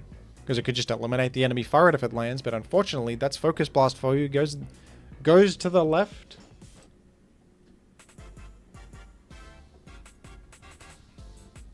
Yeah, I believe it is Choice Specs Furret Terra Ghost right here, but actually before it was something else I can't recall. Yeah, it is Choice Specs. It's Choice Specs. Well, that is going... Wow, that Furret lived. The Furret lived Focus Blast. East Sky Warrior probably knows that that particular Furret can live. Okay, so Charizard Tawny might be getting caught with his tail between his legs, as they say in Furret communities, because like you committed to Terra Ghost and you are now... sort of you're burned on the Furret, your Choice Specs, and now there's a Terra Ghost Furret and then Inspired that can play around Focus Blast and Hyper Voice. So East Sky Warrior showing that after that game 1, it's not a wash. It's not going to be a wash. We came to play. This is a tournament of the highest caliber, and I came to play, says East Sky Warrior, with the Terra Ghost Furret looking very threatening, right? It's low on health, though. Sucker Punch would end this. 20% remaining on the enemy Furret. Charm comes down. No knockoff. No knockoff. No attack. A Charm comes down to try and thwart the sweeper. Maybe that is smarter. Maybe that is better, because knockoff might not get there against the defense-boosted Furret, which was evidently quite bulky in the face of that Focus Blast earlier.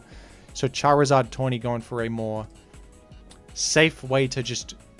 pacify this sweeper right now, and will it work is the question. Now Furret has ×2 defense and leftovers. Knockoff gonna come down. East Sky Warrior was wary of a red card right there, and knockoff from the opposing Furret, attack invested evidently, is gonna bypass the 2 defense boost. East Sky Warrior now the one with the Terra Furret that got eliminated. No Terra to speak of. I mean, those Focus Blasts, if they land, they're going to get KOs. And then the House of Cards comes crumbling down, East Sky Warrior. You are going to have to play out of your mind right now. I will say, though, Charizard Tawny's Terra Ghost Furret is right now burnt. It is limited and it has inaccuracy to contend with. It has inaccuracy to contend with the Focus Blasts it has to rely on. So you can use that to your advantage. And you might have Furrets that are bulky enough to withstand one push for that KO. And if you can get rid of that Furret, I think that you might even things out and bring things back to center.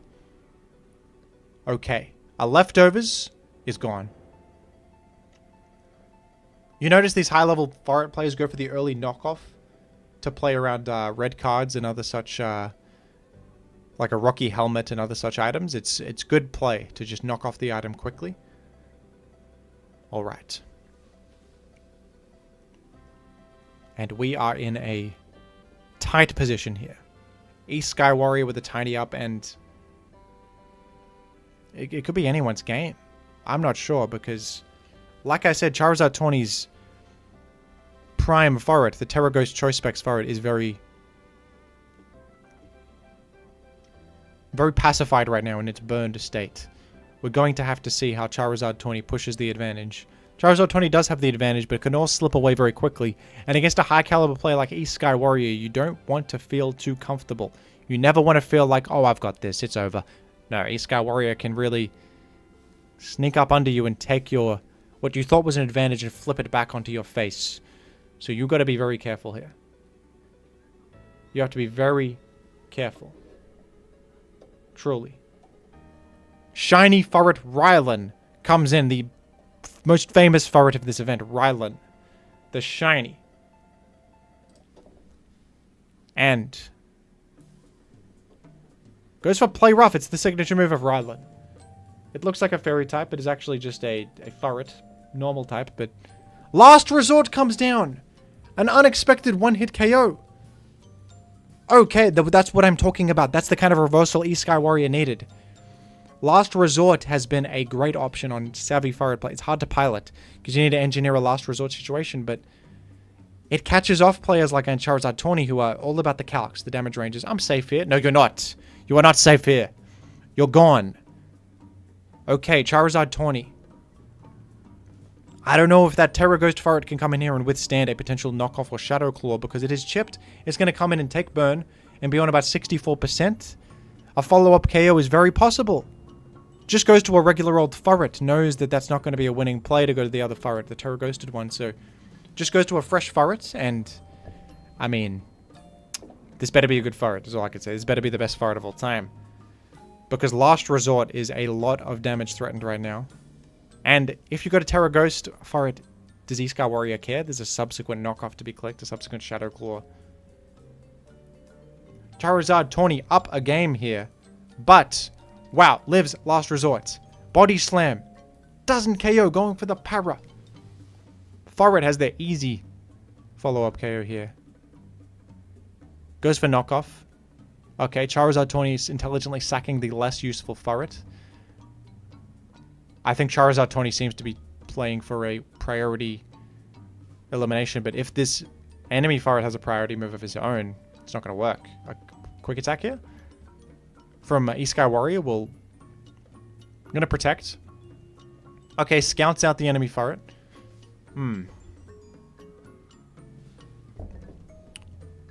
And I mean, I can't process what set this has because it combines all the Furrets into one. It glitches out the system. It glitches out the system. It's part of the game, of course. It's part of the game in the Furret-Used community, but just knows to exit there. Goes to Burned Furret. Saving Last Resort Furret for, well, a Last Resort, I suppose. Alright. No priority move to thwart the enemy's Furret, regrettably.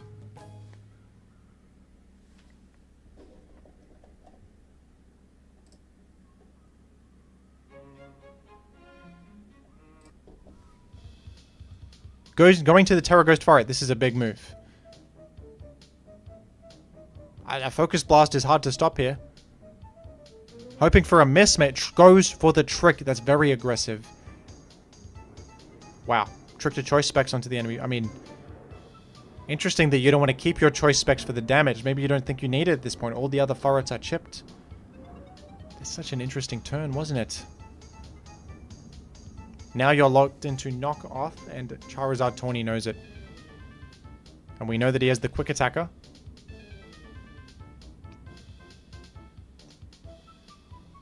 And Morali, the Furret professional in the chat, says that that just neutralized it. Neutralized it from using Last Resort ever again, because Last Resort requires you to click all the other moves. So that's a good point there.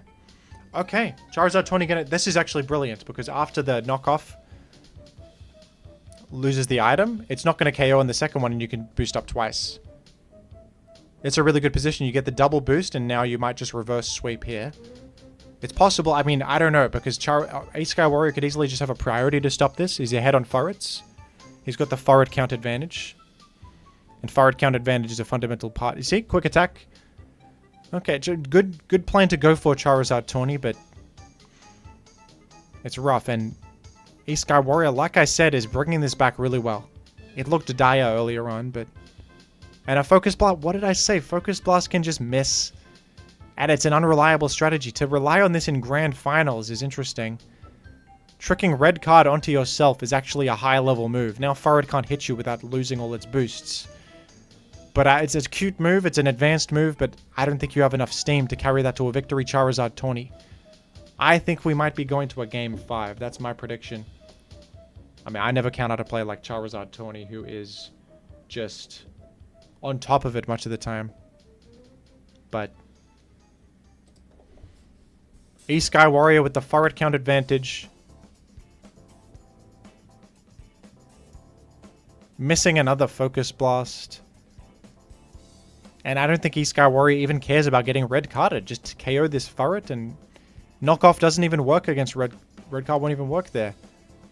And Charizard Tony in the chat says GG, well played. As it is, in fact, going to be over here as a knockoff comes down to secure the last Furret. And I told you E-Sky Warrior can't be counted out even after that dominant performance in Game 1, which was seriously just incredible from Charizard Tawny. I mean, E-Sky Warrior equalizes, and now tournament life on the line for both of these players. I mean, the winner of this is the winner of everything. The winner of this particular game. This is the last game of the whole tournament. This very one. 1-1, evenly matched Furreters. They are the top of the top tier Furreters. And they are evenly... They got 6 Furrets against 6. It's an even... It's like chess. Both players have the same amount of pieces and resources, but who is the smarter individual? Who is the smarter individual? That's the question. That's all that matters now. Coil. Okay, an aggressive opener from Charizard Tawny. Tidy up on the E-Sky Warrior. They're just going for it. Gonna have the speed advantage early on E-Sky Warrior's side. Will that be good enough?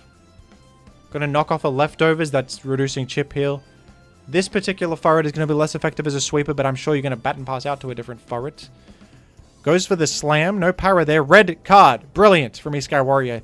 Getting rid of that Charizard Tawny early momentum. A lot of turns invested into boosting up there, and they're all gone off a red card. It's gone. It's done. E-Sky Nation versus Charizard Gang are at odds here. Both of these players have screaming fans in the audience that are... Well, they're just going ham for their players, and it's the event of the century. There are more viewers here than there are for the FIFA International Championships, I've heard. Focus Blast lands there when you need it most, Charizard Tawny. And it was a good position to go for it because that's a chipped Furret on the enemy side, and if you miss, it's not lethal. It's indeed a Choice Specs Furret confirmed by Frisk. Could one-hit this Furret if you commit to Terra, but you don't want to commit. You don't even want to click Focus Blast there. It's a risk. And E-Sky Warrior gets baited to Terra. This is what Charizard Tawny is an expert at. Baiting out these Terras. Goes for the charm to punish the coil spam. Gets knocked off. But that's a small price to pay. I think that E-Sky Warrior has wasted Terra a little bit. Pulling the trigger too early. Charizard Tawny with the Terra advantage now. Can Terra whenever he wants. E-Sky Warrior has wasted that resource. And it is indeed 1-1, folks.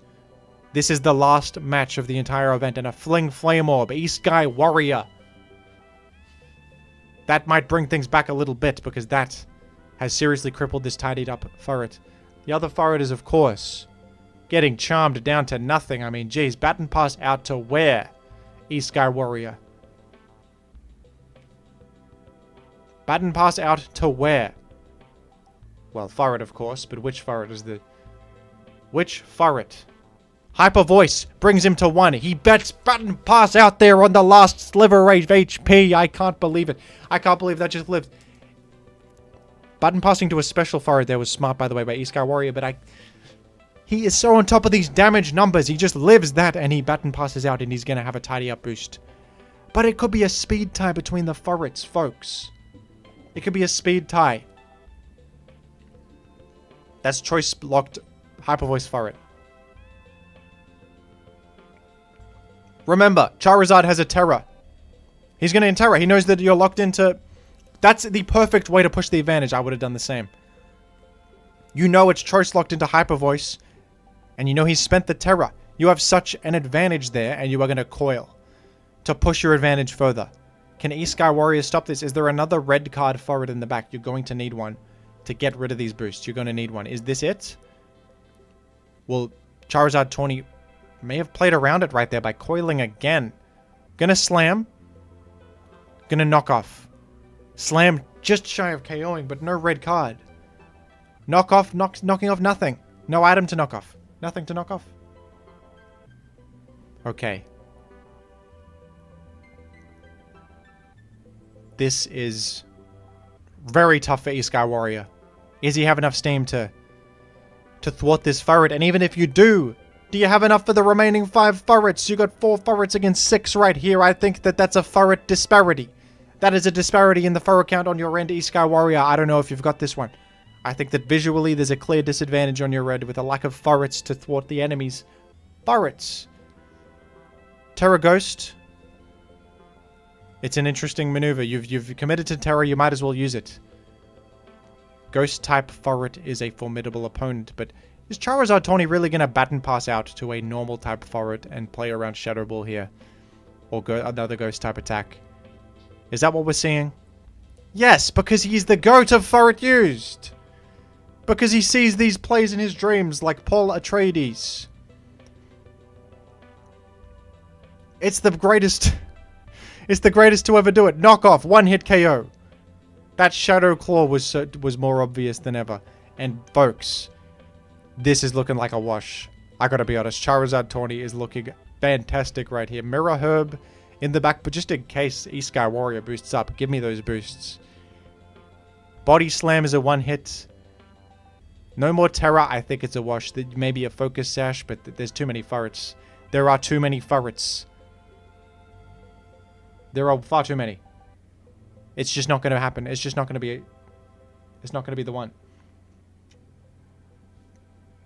One more Furret remaining. Is this going to be it? I can't imagine that E-Sky Warrior has any possible recourse in this position.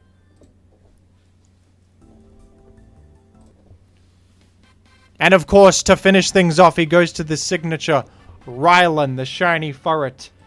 And the crowd goes insane as Double Edge KOs with the shiny Furret, ending everything. And we have our champion, folks. Charizard Tawny has triumphed in a close set, but in this game it didn't look so close, did it? That was a dominant performance against E-Sky Warrior to close things out, and in style too, with the shiny Furret to finish. Unbelievable. Incredible stuff. Congratulations to the winner. One of the greatest tournaments I have ever witnessed. And LRXC just got here. You missed the greatest tournament of all time. Charizard Tawny. As promised. You can request that I make any video of your choosing. Within reason, of course. Nothing crazy, like nothing offensive. But any Pokemon related video, I am at your command, Charizard Tawny. Your very own video request is the prize of this entire event. And it can be something silly, it could be something serious, whatever you wish. And Zistinky said, can we do a rematch? Another quick 3 hours? Nah. I think that these Furreters are more than exhausted after that performance. And congratulations to some of the MVPs. Portobello Mushroom putting on a show. Morale, one of the better Furreters. Ozma with some interesting tech. One of the pioneers of Terra Electric Furret. And Charizard Tawny has done it. Incredible stuff. I'm gonna shoot you a message after this, and I'll be honest, folks, I'm probably gonna cut the stream in just a moment. But thank you all for watching. We got more viewers than I've ever gotten on this one. Incredible stuff. I do appreciate it. I appreciate it greatly. It was a funny idea I came up with on a whim, and it turned out to be very entertaining. And I'm glad you all enjoyed it. I'm glad you all liked it. It was a bit silly, but surprisingly pretty fun to watch, right? Pretty cool. The metagame kind of got solved, though. We figured out Coil is the meta.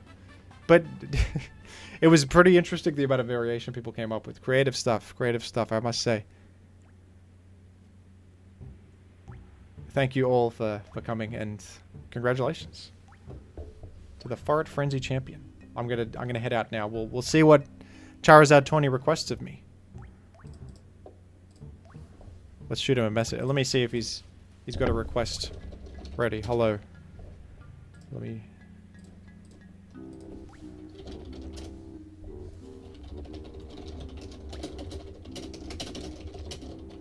Thank you for the donation from Mint Yerb, and you were a formidable opponent in the Furret tournament as well.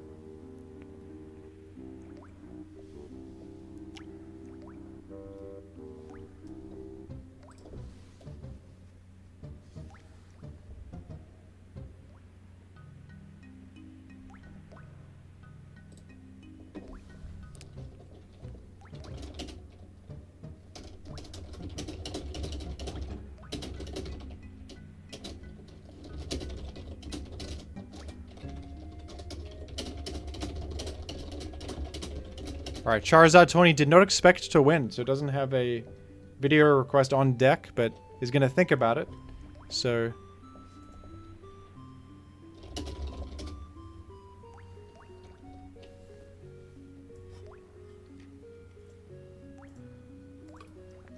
I will let you guys know later, and I will be editing this stream into a video of its own as well, because it's a winning idea.